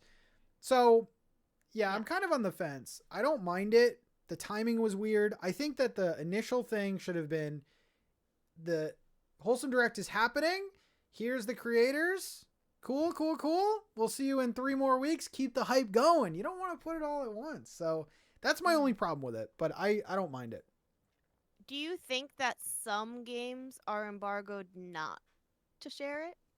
1000%. Yeah. Like if there is a one last thing, or if there is a game that we haven't heard of yet, because they do like to say, you know, there are going to be how do they say it? World premieres. Yeah, for sure. I don't want to assume what happened, but I would I would assume that like Wholesome Games reached out to these people and said like, hey, you're going to be in it. Could you like make a post for us? Or you're allowed to make a post. I don't know if they would do that for every game though. Cause that would be, I mean, what's the incentive to watch it at that point? But Yeah. That's what I'm curious about. But I do think that these games had the same embargo as the creators. oh yeah. It's like, don't say anything until this date because it was that date that it was happening. Like, yeah, but looking back at the list, like Moonlight Peaks, we've been, okay, we can kind of guess maybe they're going to have a new release date. We don't know, though. We don't know when that would be. We don't know. Well, don't they have a release date, though? They Wait, Yeah. Moonlight Peaks has one in like July or something. So what? Yeah. So yeah, I guess that makes it interesting. New trailer probably. probably yeah. Go Town, we're waiting for a 1.0. Four-Leaf Fields, we're waiting for a release date. This stuff might still be far out there. Pelican Post, I only heard of because I saw them at PAX East, so I might not have known about them. Maybe that'll be a good thing. Memento, I think we've been waiting for. But I do want to kind of spoil something that did get me excited about this direct, because I was just like scrolling on Instagram and I saw that Wish Upon a Llama had put a little post out. It's Wish Upon, not Once Upon, right? It's Wish Upon, yeah. Okay, you looked at me and I'm like, wait, did I say it wrong? No, I looked at you like no. I like I'll tell you no. My facial reaction was I don't even believe that game is real anymore. Yeah. Sorry, But I go ahead. saw them posting like different colored Highland cows that are gonna be in their game, and I'm like, oh my god! And one of the comments was like, when are we gonna hear anything? And their response was like, in the next month, you'll hear something. And I'm like, oh, Wholesome Direct Yeah. in June. So that's my hope. Now I don't know. I forget what the whole comment was, but I'm hoping that means they'll be in it. So do you guys have I'll any believe it when I guesses see it. of what might be in here? Like, Well, I want to just say because I was not here Yeah. last week, but congrats on being in the Wholesome Direct. I'm very excited Thank you. to see your guys' little things Mugs. and mugs. Are mugs on the screen? our face, our mugshots. Oh, It's yeah. an old timey term for picture. Yeah. Got it. I thought you meant mug like makeup. Oh. Oh, That's like what what you meant. Like, I was like. I don't. Okay. Anyway, Excuse me? I'm really excited about it because I know that this your is something favorite people are in it, but my favorite people are in it. And that this is like a big goal that both of you guys have had for a long time. So I'm excited that it's happening, and I'm glad that people know about it now. Pat's and- so excited. Are you? I'm excited. Yeah. Min is like very excited. You know, I will I'm, say like, that over the top. I kind of have like an identity problem with my channel. I feel like Oh no. well, it's not that serious. Okay. But like, I don't know. It's like half the time I'm doing Nintendo, but I also do cozy games. So it is nice to be recognized for one of those. So yeah, Yeah. it's nice. I think it's a big deal. I mean, You're the for cozy me, like, king. when I yeah, when I think about like things that I've done with my channel, when I got to be a part of the Wholesome Direct, it definitely felt like one of the first times like I had felt validated by others, that I was like a part of the community. And yeah, I'm just so glad to have seen how it's grown. I did not apply this year. I don't want people to think, oh my god, is Payton bummed she's not in it? Payton didn't apply to be in it. But I don't think you'll miss me too much. So yeah, I'm just excited though to see you guys. And also there are so many other creators in it that I don't know, which I'm excited about because I Yeah. feel like you always get a lot of people that you don't know and then you're like, "Oh, who's that?" But as far as how we like this like leaking the games kind of thing, I feel mixed about it because on one hand, I don't know that everyone who consumes the Wholesome Direct is chronically online on Twitter looking at all of these posts. We know that. So I don't think everyone is affected of like spoiling it. I think it's good marketing for the games. It's good marketing for the Wholesome Direct. The Wholesome Games has grown so much, and you can tell that they are continuing to grow, and this just feels like a way to build hype and anticipation. But I think I agree with what you were saying, Pat, of like, all right, let's tell them this is the date for Wholesome Direct. Let's tell them these are the people that are going to be in it. And then, maybe there's like some cheeky wink wink posts of like, oh, we may have something upcoming, like one of the games to say. But I think this year, like posting the graphic, like, oh, we are in the Wholesome Direct. I do kind of wish some of them, like, we got to wait. But I think maybe there will be so many surprises. Maybe this is a good way to like organize our thoughts a little bit, because oftentimes I know, at least myself, with the Wholesome Direct, there's so many games that are thrown at you at once. It's easy to forget about certain ones. So now at least we have some familiarity with some of the ones that are going to be in there, so that when we see them and we see them quickly, we're like, oh yeah, right. I know about this. Oh, the demo's dropping right now. Oh, cool. Oh, this one's out next month. Okay, cool. So I think that could also be beneficial for just like keeping track of the amount of announcements. And like, I feel like when we see a list of the games names, like if you don't see it at all, whatever, but if you do, like for me, like now I'm like, well, Moonlight Peaks has a release date, so what is that news? And I'm like, I bet it's a new trailer of like what the game really is. And like, okay, cool. Like, I don't know if they have a trailer or not, but that's the point of watching. Like, that's where you find out, I don't know, more info. So that'll be interesting for sure. What's your biggest prediction, Min? You asked about predictions. What's your biggest prediction? Mine, the Wish Upon a Llama one. Oh, there you go. But maybe there's another prediction. I don't know. We'll see. What about you, Pat? Yeah, I always like forget about the obvious ones that aren't on console yet. I mean, I would like to see Hosey go to consoles. I know a lot of people have been wanting to play that. Shantytown? Could Shantytown be in there? Announcements? Sometimes, I guess. I think if it's coming to Switch for the first time, I've seen some just trailers. Moonstone Island. Moonstone Island did that when they launched on Switch. They were in the Wholesome Direct to announce. Yeah, there's a decent amount of games that I would like to see. Like Hosey, Shantytown, Make Room isn't even on console yet. Like, that's kind of more stuff that I would like to see, is like console ports of games that a lot of people like already. Because, we always get comments like, oh, I wish I could play this, but I only have this. I want to see more of that. I think we all know I want to see Fields of Mystery in this, and we all want a 1.0. We all want it on Switch. That's what we want. But, when you say it, then maybe it doesn't come true. So our Fields of Mystery expert, what are the chances this happens? Oh, yeah. Realistically. What's the bet? Those like betting apps people do? What are the like betting what's the over under here? Yeah. We'll have to see. 95? Okay. That's all you get. 95? Yes, because this game came out in August of 2024? Yeah. It's been a whole year. Then, this would be a good time to announce it, because it would be if they did it in August, about, I don't know, that would be a good amount of time.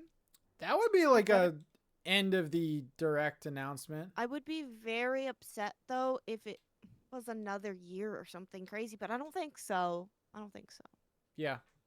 Cool. I think it would be a couple months. I'm on a different wavelength. I want to see something I've never seen before. Mm-hmm. That's what I usually want to see. That's what I want to see. Like, I'm just, show me something new that I could get pumped about. We could be like, oh my god, what is that? Because I think last year I remember feeling a little bit like, oh, I know all of these. But like, we're like super in it. We talk about it. Of course, I would hope we would know them. But I always love the world premieres. I think are just so fun. So I think that I'm more excited about like the potential unknown rather than, I love when the games get updates, like especially when they're games getting big updates. And the console releases as well. I feel like for me, I don't know what would be like my big game announcement that like would super be so exciting for me. I feel like they all we're known about like Grave Seasons we know about. Mm-hmm. That's that's You know what I okay. would love to Like, see, and I think yeah. when we even talked to Jenny last time, she was trying to avoid these types of games, which I think is weird. But like, I want to What see a type? new traditional farming sim. I feel like Oh, Oh, I I feel think like she just didn't want to show too many yeah, and farming that's always sims. the thing. And it's yeah. not just her, but I hear from a lot of people. It's like, oh, I don't want to see a bunch of farming sims, but then we're at the point now where it's like we're seeing such obscure games, which are fine, but I want to see a couple newer farming. I love farming I sims, dude. think what you're getting at is like, and I think this too. I think that to have a lot of diversity is really good, but then sometimes it ends up being a lot of just short and sweet games where we Very do want to obscure. see Yeah, a lot more like open-ended, bigger, longer yeah. term commitment kind of games. At least more of them. Or ones that we haven't heard of. Mm-hmm. A game I would love to see that I haven't heard anything about is the Fae and Fauna game we talked about months ago. I don't even know where we found Oh this game. It yeah. just looks cute, and I see that they updated a couple pictures and things on their like Steam page, but it just says coming soon. We don't know anything, and like I honestly I don't think it'll be in the Wholesome Direct, but it is a game that Wholesome Direct like has recommended, so I'm like maybe that I'm would also be interested if interesting. there's going to be any Story of Seasons stuff in there because they were in the direct last year with Grand Bazaar, which was known at the time, but they've been pretty quiet. Well, I think you can see maybe what sponsor it said recent sponsors, recent partners. So it's like I don't know if any of these will be sponsors this year, but they were previously sponsored by Marvelous, who does those games. They were previously sponsored by Devolver But they also have Digital. Moonlight Peak, so it's kind of hard to. Yeah. And I didn't know they had been sponsored by Netflix, which does games in beta now. Like Oh, I think they I have did know that. I I forgot didn't though. realize. I Also, forgot.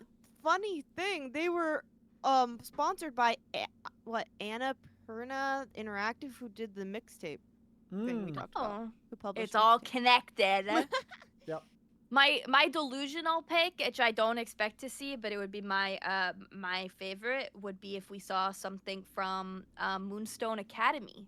Oh Ooh, yeah, yeah, I yeah. doubt it. yeah. I think it's way too early. But who knows?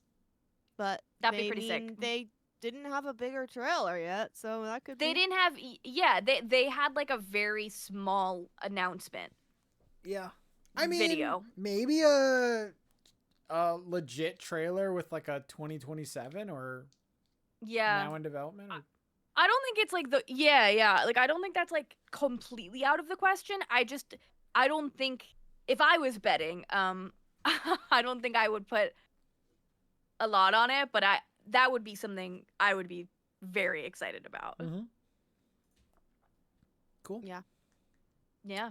Well, let us know We're what you guys are excited. hoping to see in the Wholesome Direct, and what you think about them, like, kind of, I guess, spoiling, some of these games. Now we're gonna shift to something a little different, which is Moonfrost game has released a demo on Steam. I haven't played it. I don't think any of us have played it, but this game had previously um done a free to play model with NFT and crypto and stuff like that. And then later on said, you know what, we're going to step away from that. We're actually not going to do that. And we're going to go back to just a normal paid model. So ever since, like, I always scroll by this and I'm like, oh my gosh, this looks so cute. And then I'm like, oh, it's that game. So I'm always like a little iffy about it. But I think that's a good decision, obviously, not to do that, type of thing.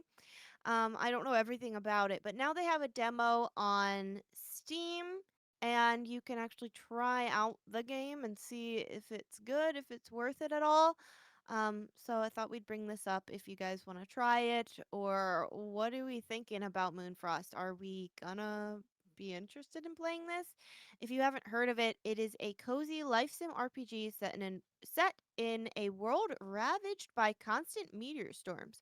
You farm, fish, craft, and build your dream home as you restore a village in ruins, find friendship or love, and unravel the mystery behind the second moon that looms above us. So it's essentially a like farming sim. What are your thoughts, Pat? Yeah, I love the look of this game, even These with pink all of its cows. stuff, that was in there Stuff. before. I just think this is such a beautiful game. I want to try out the demo because I feel like I'm sold on this already. However, good friend of the channel, Josh, played it, and he did tweet out his impressions of it, and they weren't good. They weren't good. They weren't good, and he's honest about these games. So This is true. I'll just read what he wrote. He has a whole stream on his channel, by the way, so check it out. I think he's got a whole separate video from the stream as well. I watched him play it, but I didn't see what he tweeted, so I'm curious to hear. So he said, I tried the Moonfrost demo. Cute art, but that's basically all that was good. Lots of bugs. Got soft locked 2 to 3 times. And then this part is interesting. You can tell there used to be in-game transactions. They changed the monetization models, but kept most of the same mechanics, making a lot of things feel broken, useless, or grindy for no reason. I do remember, because I was kind of in his stream a little bit, and there is like a point where I think for something to happen, it's like one of those real worlds, like this will be done in 24 hours, like 24 actual hours. I So see. that kind of bums me out, but I think I'm still willing to try it. I mean, it's a demo, so maybe next week I'll give you my updated thoughts on that. Yeah, I mean, at the end of the day, a demo is meant to demo the game and see, probably what feedback they need to hear. So hopefully you can give them feedback in some way. But yeah, I always think the art style looks so cute, and I really like how the cows look. But I will say, when I saw him like actually playing it, I was like, wait, do I like this art style? But like when I look at the pictures, I do, but I don't know about in the game, like seeing it. I don't know. What do you think, Peyton? Girl, I'm out. No. Mhm. Sorry. You burned your bridge with me. I don't care about this game. I don't want to support this game. Glad they took out the NFTs. That's awesome. Won't judge anybody who plays it. Absolutely. But for me, I don't need this. I don't need this. Like, there are tons of other games I would much rather support. Yeah. I'm not into this stuff. Like, no judgment to the people who are, like, just it's not for me. It's not for me. And I don't think it excites me enough for me to like have a dilemma about it where I'm like, ooh, but it looks really good though. Mm-hmm. I'm just kind of meh about it in general. Like, there's nothing that's drawing me in. I do like the art style. I remember when I first would see this game, like on Twitter way back a couple years ago, every time I saw it, I did think like, wow, it is so pretty. What a bummer. But I don't know. I'm just like, I would rather not. I'd rather not. But maybe I'm just too like. I am very like this, where I'm just like, oh, why am I gonna support you? I feel like I do that quite fast sometimes. So take that with a grain of salt from me.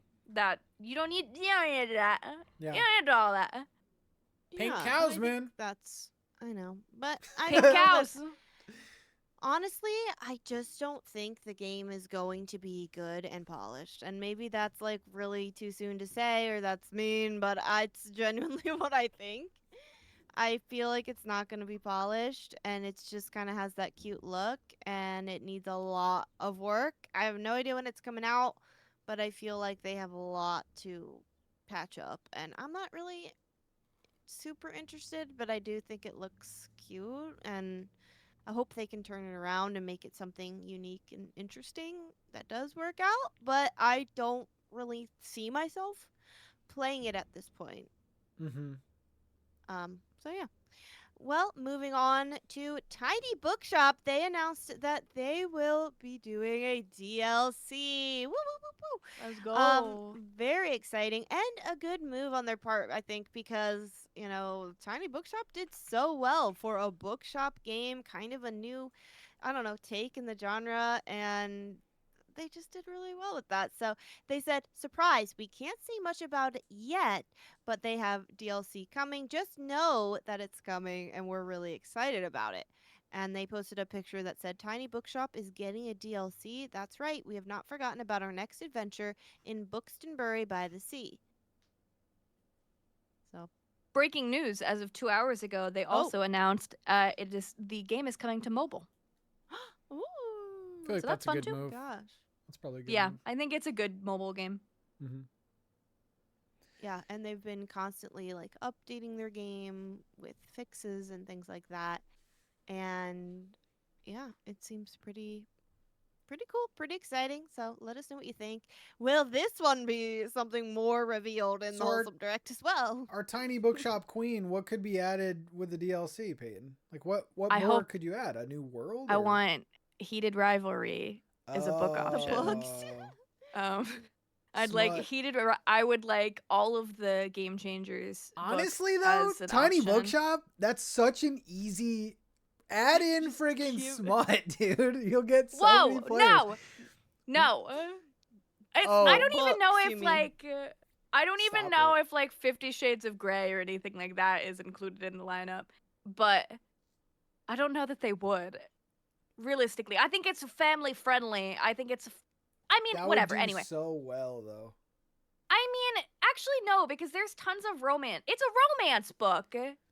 It's a romance I think book. they probably have books like, because don't they have Akatar in it? Yeah. So I Yeah. feel like they just don't say it's a sexy book. It's like they just don't describe it that way in the game. It's not any more sexy than tons of other books that are already included. Mm. Yeah. Anyway, Heated Rivalry. I would love to see more locations. I think that would be the thing I would love to see in the DLC. More locations, more characters, more decorations, more like buffs of like that's the thing I like about this game so much is like the decorations do stuff for you. So Mhm. of maybe there could be some cool, interesting things that happen. One thing that I like is one of the locations is like a superstore, and on a certain day, it's like things are discounted, so there are more customers. Oh, I nice. love the dynamics like that of like, Yeah. oh, give me a reason why I should go to this location on this day. I think just more. But I'm so excited. I think this is awesome. I love Tiny Bookshop, and I think there's already a plethora of content in there. Like I thought it was way more than I thought it was going to be. But I will gladly take more. Interested to see how much it's going to be, and also Mhm. like the amount of content. But I guess we'll have to stay Yeah. tuned. I also think it's Yeah. a really good like game engine too, where they could do other things like Tiny Plant Shop. Like that could be a DLC type thing that they could do. I enjoyed it. I just didn't enjoy it as much because I'm not like a huge book person. But Mhm. well, to see. Why not? More of a watcher. I don't know. I don't know that it's like really about the books though in a way. Like the gameplay is about like suggesting them, and you get like these two, like you get like a couple books to choose from, and then you have to figure out which one to suggest. So I Yeah. feel like it's like almost like a strategy puzzle. Like Yeah. think Yeah. about it. But I kind feel of like thing. knowledge I of don't know. books definitely helps.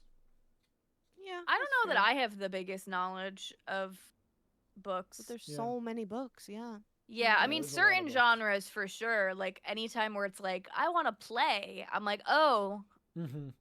stand back." But anytime it was like I need a resource book. I'm like, Yeah. "Girl." You're But on it's your good own, 'cause kiddo. yeah, they give you like the descriptions and stuff, so Yeah. I think it's fun. For sure. So that's Tiny Bookshop DLC. We'll hear more soon, hopefully. And the last news that we're going to share in this segment is that Town to City has announced a 1.0 release date. It's been in early access for quite a while. And it's coming this month, May 26th. I'm very excited. I actually bought the game, but never played it because I've been waiting for it, like the full release. But yeah, let me look up a better description of it. But it's basically a really cool looking diorama game. It is $29.99 on Steam. I don't know if it's going to be also launching to other places as well. But you build and how do you say this word? Idyllic? Idyllic. What? Idyllic. I would Idyllic. say it. Okay, you build an idyllic 19th century Mediterranean town and help it flourish into a prosperous city.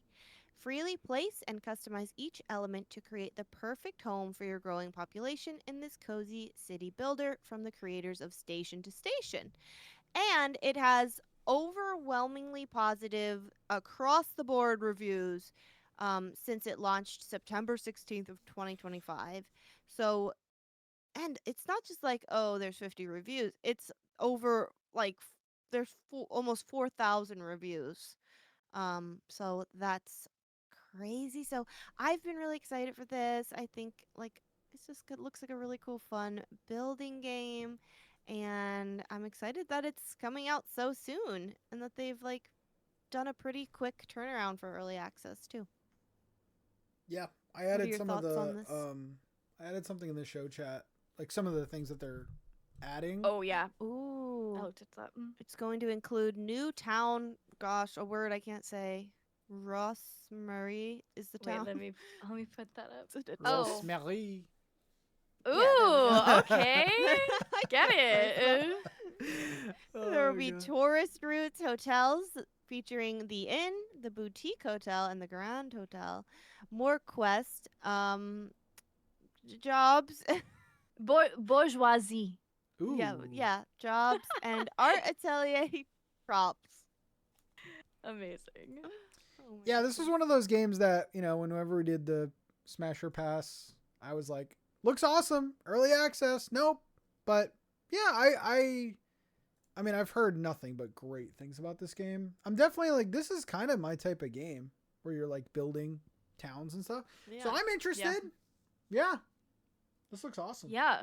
I forgot that this game was in early access. I feel like I've Mhm. seen so many people love this game, do like amazing builds with it.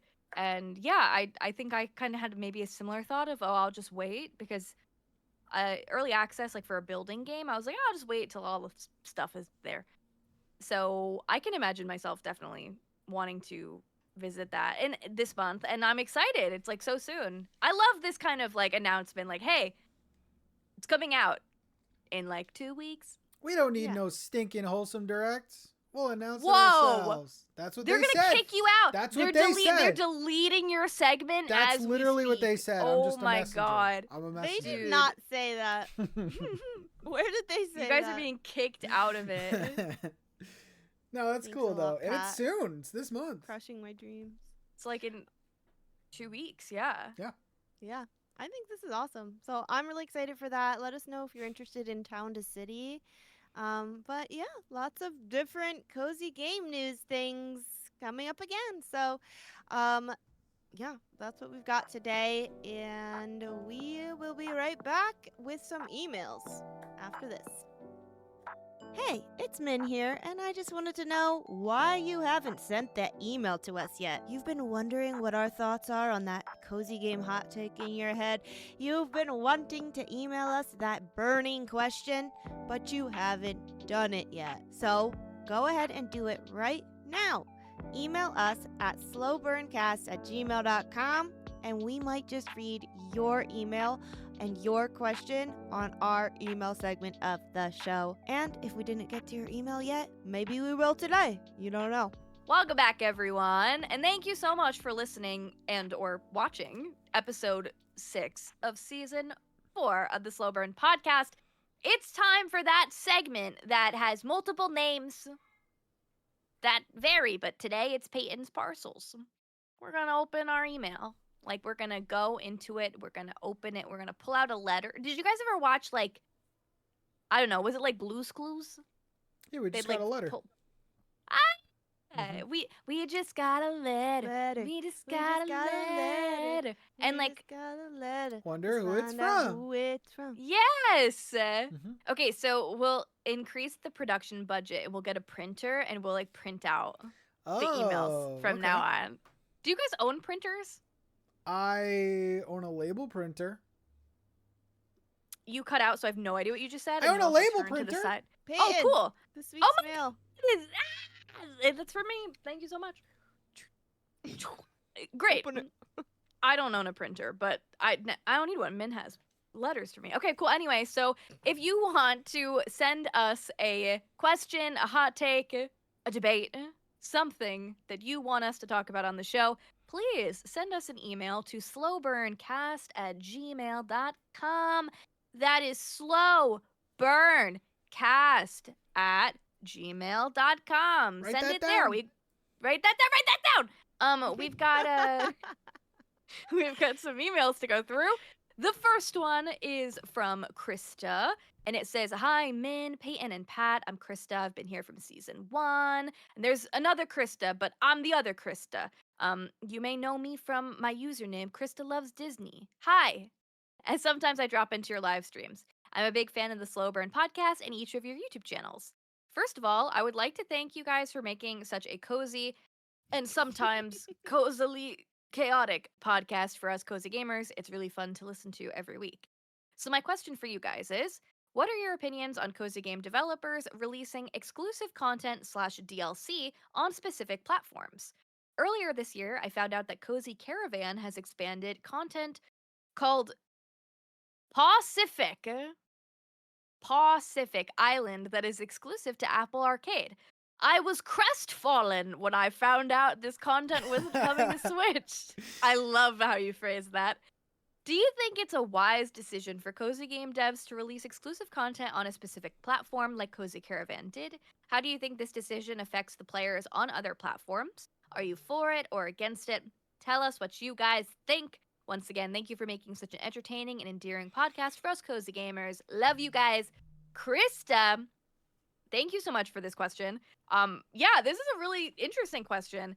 I did not know that this was a thing that was happening. I'm going to toss it over to our local Cozy Caravan expert, Min's Meadow. Did you know that this was a thing that exists? I heard about this, but I didn't really look into it or like I don't know. Like I didn't really know a lot about it. I think it's crazy though that and she says exclusive to Apple Arcade. That means it's not like Hello Kitty Island Adventure where it's like Apple Arcade gets it first, then they have it for months and then they, create it so it can be on consoles and then but was the consoles get it marketing later. like that for Hello Kitty?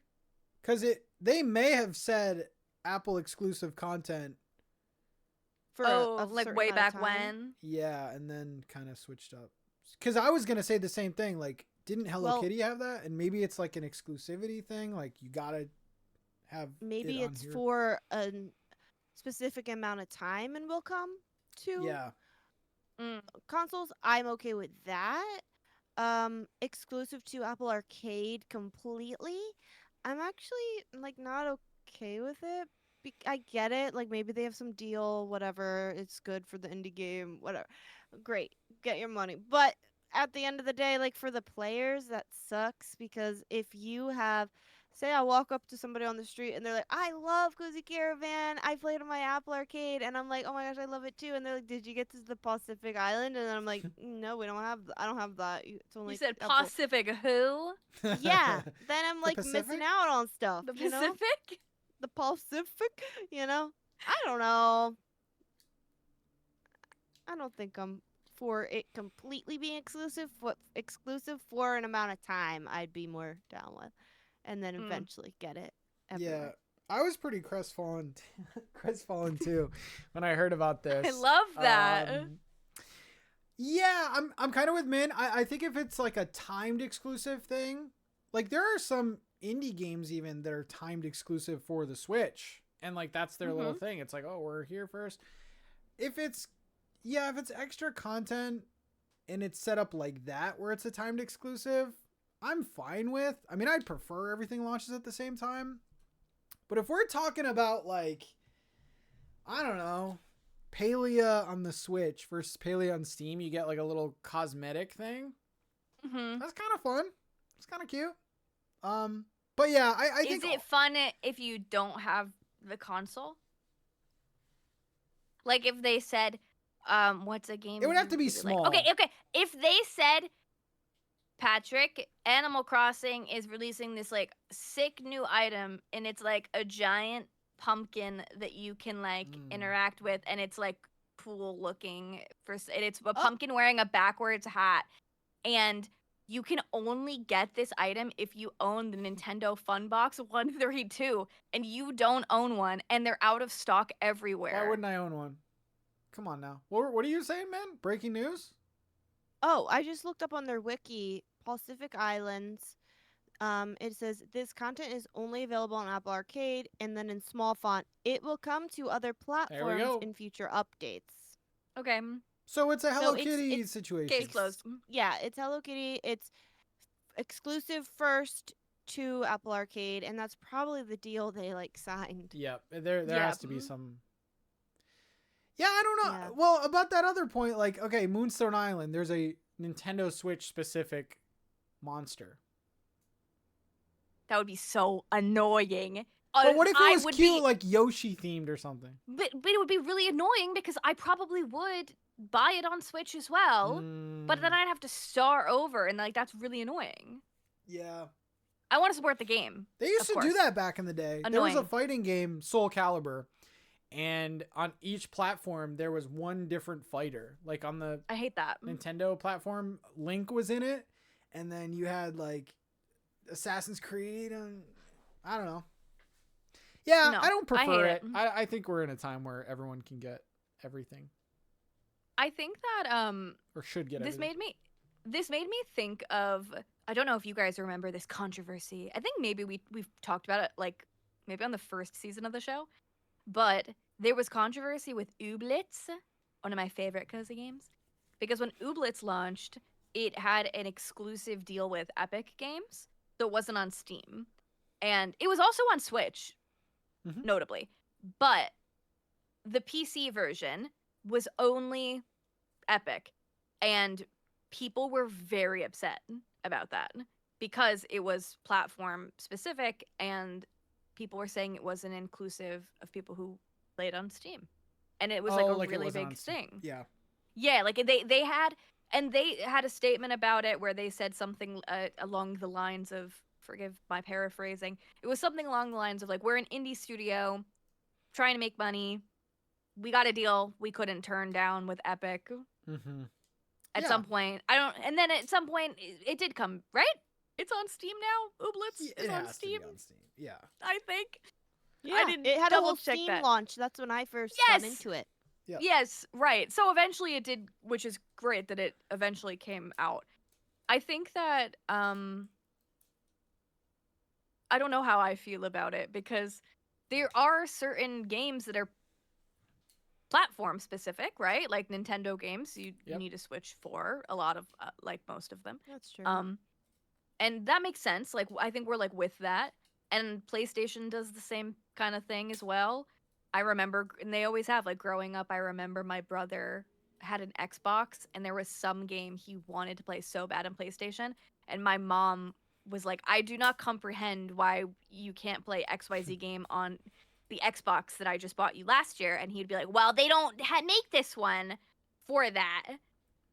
And that makes sense. That's like the reason to buy XYZ thing. But as far as the games themselves, I don't mind it like this, where it's like exclusive for this platform first, as long as it then becomes accessible later on. Yeah. I don't mind.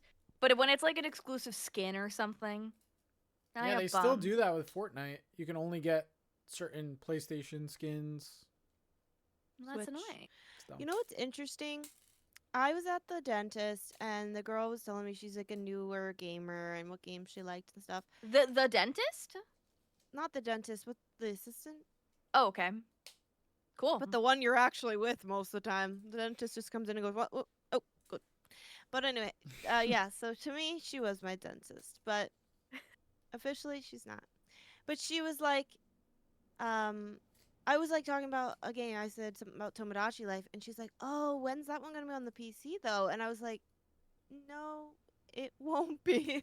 I Oh think yeah. people don't understand even still that like games are just exclusive to the platform that it launches on, and that's the whole point of why people are buying the console because they're like, "Oh, that's a," you know what I mean? Yeah. Like that's the thing.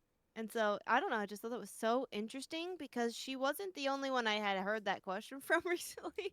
Mm-hmm. Because I stream on TikTok and the TikTok people just click into a random gaming stream and they're like, "Is this on PC? When's this on PC?" And I kept getting that there too. So it makes me always think about like the greater It's the not on the world App outside Store. of the Where bubble. can I get it?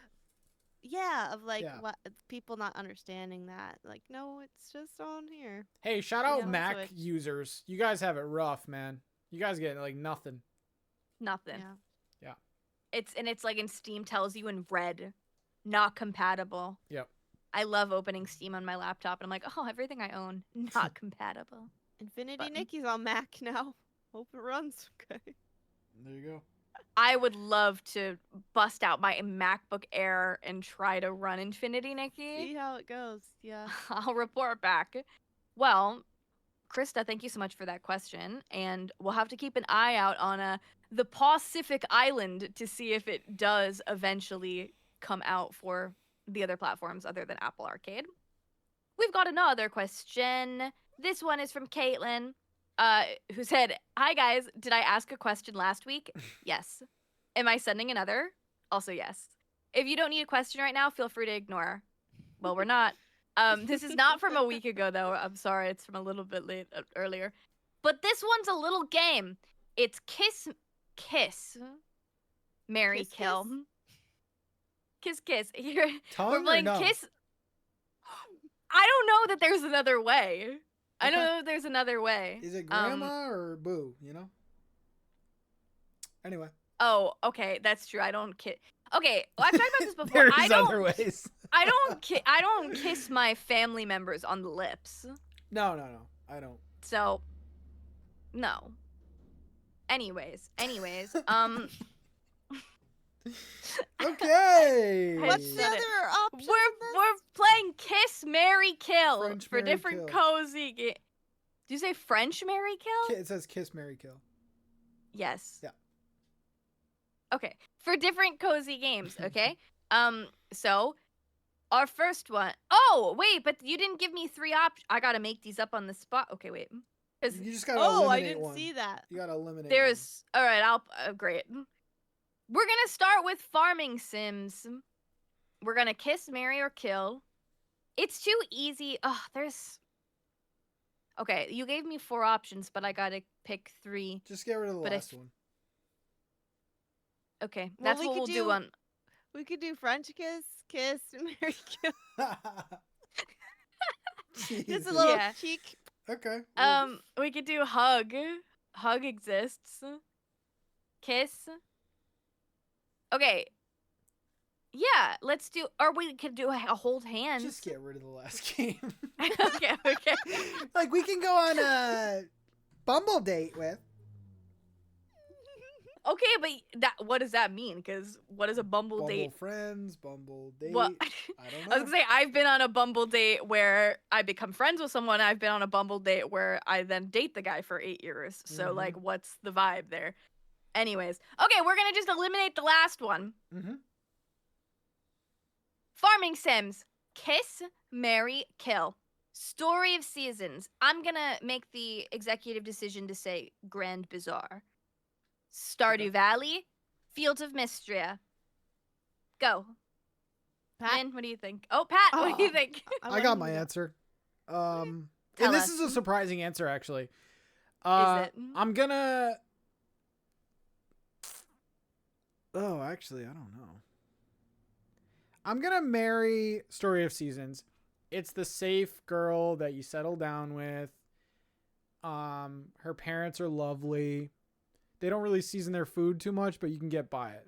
You know. Uh-huh. I'm gonna kiss. Okay, this is surprising. I'm gonna kiss Fields of Mystria. Here's why. Stardew has had its time. Stardew is what, 8 years old? No, 10. 10 years old. I love Stardew, but like, let's not refer to it like that when we talk about Kiss marrying her. 'Cause Stardew it's 10 has had years its old. time. Okay. Oh. And Fields of Mystria is the exciting new bombshell on the island. You know? So you killed Fields of Mystria? No, I killed. No. Stardew. killed Because she's Stardew. old. Oh. She's old and been used up. Settled down with Story of Seasons, But I kissing bet Fields she of That's makes what a Mystria better Pat meal. said. because of the promise Just of kidding. Fields of Mystria. So that's mine. Okay. All right, my turn. Yep. Farming games. So I am going to kiss Stardew Valley. I'll give you a little smooch. little I'm going smooch. to marry Fields of Mystria because I want you close to my heart every day I wake up. And I'm going to kill off Story of Seasons. They need to get up with it, modernize more, and there's a couple things they could have done better in Grand Bazaar, I feel like. If we're talking Grand Bazaar, my answer changes, but just Story and Seasons in general. I said Grand Bazaar. honey. Oh, okay, that does change my answer then. Okay. Back So to what's Pat. what's the answer? No, keep going. I don't want to. No. Oh. Well, yeah, I can't marry Grand Bazaar because the hype's already gone. I guess I'm What marrying is this? Stardew. Why are we? What? Okay. I would love to know why are we? We're talking about games, Peyton. Okay. I'm marrying Stardew. All reliable, great family, small family, just one family member. I don't think they want to marry you after you just He's got killed them. wandering eyes, man. He's like, I oh, guess you're I'll fine kill- until someone better comes I'll along. kill Grand Bazaar and I'll kiss the new girl. With a proper amount of tongue. We are going to be clipping this out of context. Just Not kidding. too much. Not too much. If it's Okay. just anyway. Story of Seasons, yeah, we'll go steady, but yeah, just That's what- Grand Bazaar. All right. Peyton, what about Anywho. you? Well, it's easy for me. I'm going to kill Story of Seasons. I love you, but not that much. And then the real debate here is between. This is the innocent version of the game, which we say kiss. But it'll be a passionate kiss. I think it'll be. I think it'll be a passionate kiss with. Probably Fields of Mystria, I think. And then I would like to marry Stardew. I feel like we could have a very beautiful love together for a long time. And that's not to say I don't want a taste of Fields of Mystria, because I do. I think Fields of Mystria is good. But I think I'd rather spend more of my time with Stardew Valley. But, yeah. Okay. I'm not going to just leave her for the next hot new farming game, but whatever. Okay. Moving on to the next one, cozy narrative games. Now, here's the problem. I haven't played half of these games. I think it might be fun to think of 3 cozy narrative games we have all played, but I don't know that we've played 3 narrative games that we share. At least we know about them, though. I guess this is true. Should I just do the first 3 the same Whatever kind of you thing? want. Yeah. I haven't played half of them. Yeah, maybe get rid of Strange Horticulture. Okay, well that's one of the ones I've played. Oh, I haven't played Lake or Beacon. They gave us Lake, Beacon Pines, Strange Horticulture, and Coffee Talk. well, you know what? Out of those 4, we'll just pick. One will just be lonely. One will forever. be left over on Yeah. the side. Sure. Okay, so we got Lake, Beacon Pines, Strange Horticulture, and Coffee Talk. Kiss, marry, kill. Okay. I will marry Lake. Oh, really? No I like that game. way. I didn't know you liked her. I think that's such a cozy game, and there's like that winter DLC update thing that was super fun to play. Loved all the only characters. play in the winter. Only play in the winter. Yeah, I've only played it Mhm. in the winter actually. Great characters, great character development. The game itself isn't super exciting because you're just driving a mail truck around, but I like it. So we're marrying you. Coffee Talk. We kind of we see each other at the club a lot. We lock eyes a lot, but we've never done anything about it. So I feel like finally get the courage and kiss. Honestly, the other two will probably kill. I didn't need to kill two, but if I haven't played those by now, I'm not gonna pick up Beacon Pines. You know, just being honest. This is such a fun segment for the show. Yeah, I know. I wanted to read this last week, but I'm like, we need to wait for Peyton. Yeah. I'm glad you did. Yes. Okay. This is really difficult. I don't know. With the 4 options, I guess. I think I'm going to kiss Beacon Pines. I love that game. It is so good. Such a great story. A peck is all I needed. Just a peck. You know, I don't think I'm gonna peck. replay it, right? I think I played it, I liked it, enjoyed it. Cool. Marry. I'm gonna marry Coffee Talk. I do feel like it does have some real playability where you could keep doing the coffee mechanic. I like the coffee mechanic. I also find it is more of a replayable kind of narrative game in a way, because once you step away from it for a while, you kind of are like, oh wait, what happened with this? What happened with that? And you kind of want to see it again. I don't know. And I'm going to kill Strange Horticulture and let Lake sit off on the edge of the bed or whatever. But Strange. There's a third? Are they watching or Lake is watching in the corner, everyone. I'm gonna kill There's a chair just Lake and I are stationed gonna off to kill the side. Strange Horticulture together. Okay. Okay. Because I liked Strange Horticulture. It's really fun, but it's so difficult that I'm like, you know, it kind of can be one of those I just drop off of. And I didn't want to kill Lake because I do like the game, but I didn't want to choose it for this round. Okay. Cool. Last one? You guys have really good analogies, and I do not. I want to go.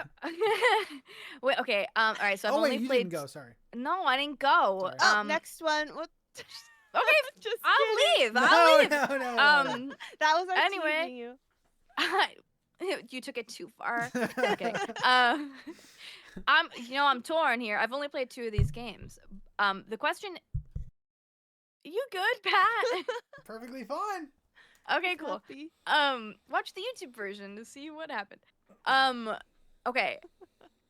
My instinct was to say smash, kiss, Coffee Talk, because I have an affinity for Hyde from Coffee Talk. Love. So is that just the first one then? No, he's in both games, and I will in both games with all together. But I'm like, I'd maybe rather spend my life with Coffee Talk because there's a lot of people. It'll always be interesting, and my life will be full and meaningful. Whereas Strange Horticulture, I mean, there's a lot going on there too, but I think Strange Horticulture and I might have a fun, strange little one night together kissing. So I think that I will marry Coffee Talk, kiss Strange Horticulture. I'm going to kill. Well, I've not played either one. I'm gonna kill Lake because I'm sorry. I own Beacon Pines at least. It's sitting in the library. But it's not personal. It's not personal. It's just like we had to pick, you know. Yeah. So Fair. that's that. Okay, now it's time for the last one. Right, this is the last one? That's true? Yes. Okay. Great. Well, okay. This is too easy. Can I We gotta Hi, stop it. I'm swapping it might not be easy. No, it's not no, it easy. is. It is easy. I think there's a much more. Okay, bear with me. Pat, It is Peyton's parcel post today. I have a better. Your email's not that great. I'm gonna check. No. Okay, Caitlin said etc. Like we could pick. Okay. We got Cozy Life Sim / Decorating. We got Animal Crossing, Pokopia, and then it was suggested Dreamlight Valley, Hello Kitty, or Cozy Grove. I say none of them. Animal Crossing, Pokopia, Tamagotchi Life. Oh. Is that not more interesting? I got the same answer, but yeah. Let's do Okay, let's hear it. Well, it. Okay. go ahead. Can I just ask, when's the last time you played Tomodachi Life to both of you? Played it last week. Last week? Okay, that's all I need to know.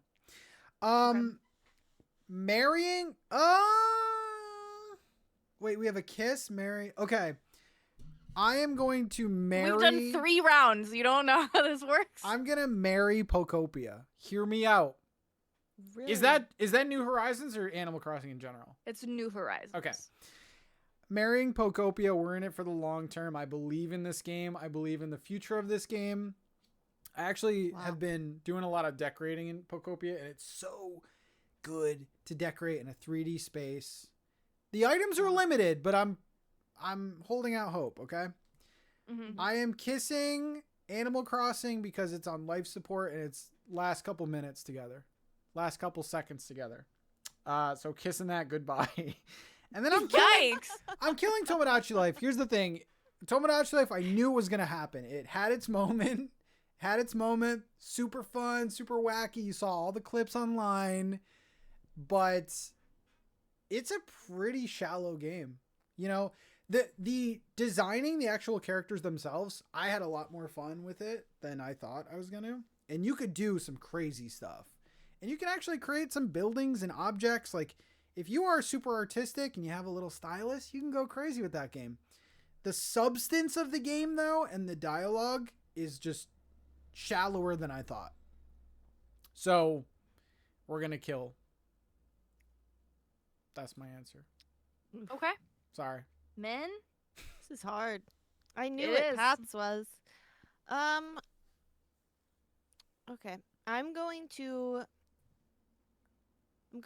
marry Pokopia, but it's a hard decision between that and Animal Crossing. But ultimately, I feel like Pokopia had more that kept me invested from the start, I guess. And I feel like there is a lot of good to come with us. Like, I feel like we're gonna be holding hands again soon, and like things like the honeymoon stage is just gonna happen all over again, you know. So that was Mary. I want to kiss Tomodachi Life. I think it's so fun, depending on how you play it. You know, you could have a whole island this way. You could do so many different things with it. I love the art of it. I love making the Miis. I like seeing what happens and seeing it get chaotic. You can design a whole island if you want to. You can put so many cool things into the game. Mix up all your favorite games into one game. I think it's really unique. I think it's really fun, and I do still enjoy playing it and seeing what's going to happen. I do feel like it is a little bit of like a slow roll sometimes, though. Like it's just a little Like too a slow burn. burn? Yeah, it is sometimes a little too slow. At like, okay, these two are now engaged to be married, but it's not gonna happen until tomorrow. So I'm like, ugh, completely till tomorrow. So like, I want to see that stuff, or like some people haven't fallen in love yet, and it's taken a while for me. But I do think it's really fun and full of stuff to do, honestly. And it's really fun to stream. And then I'm gonna kill off Animal Crossing because I do really like Animal Crossing, but I feel like it is the older game of the ones, and I feel like sad. I do feel sad about it, but I've killed you. Bye. Yeah. I killed you. Bye. I had to. Bye. Yeah. No, I think that makes sense. I think for me, I'm gonna kiss Tomodachi Life. Fun. It's spicy. Mooch. I'm enjoying my island, which is called Seasons of Pay. Seasons of Pay, and I are having it's Love Island. It's great. Love it. Smash. Kiss. I feel like this is tough because I've played a solid 3 hours of Pokopia. Whopping 3 hours. I've played 3,000 plus of Animal Crossing New Horizons. So like I know her, you know, like I know her. I don't know why I'm personifying all of them as ladies, but I know them. I know them well. I like them. They're great. They're great. Pokopia is like hot and exciting. Like I feel like we could be something. I just need to like go out with them a little bit more. Yeah. But we're not there yet. So because of that, because I need to like go do it, put the work in, I got to make our relationship work. I will say I will marry Animal Crossing, and for now I will kill Pokopia, but I'll bring them back. For from the now, dead. kill is a final thing. I mean, what are you gonna bring it back to life? That's what Yeah. she said. She has the that's power. literally what I'm and gonna do. Okay. I think that's pretty cool. Wow, that's powerful that you have that ability. Thank you so much. Well, that was Kiss, Marry, Kill, different cozy games. Thank you so much again for the question. If you want to send us a question for next time, send us an email, slowburncast@gmail.com. And I think that's gonna be it for episode 6 of season 4 of the Slow Burn podcast.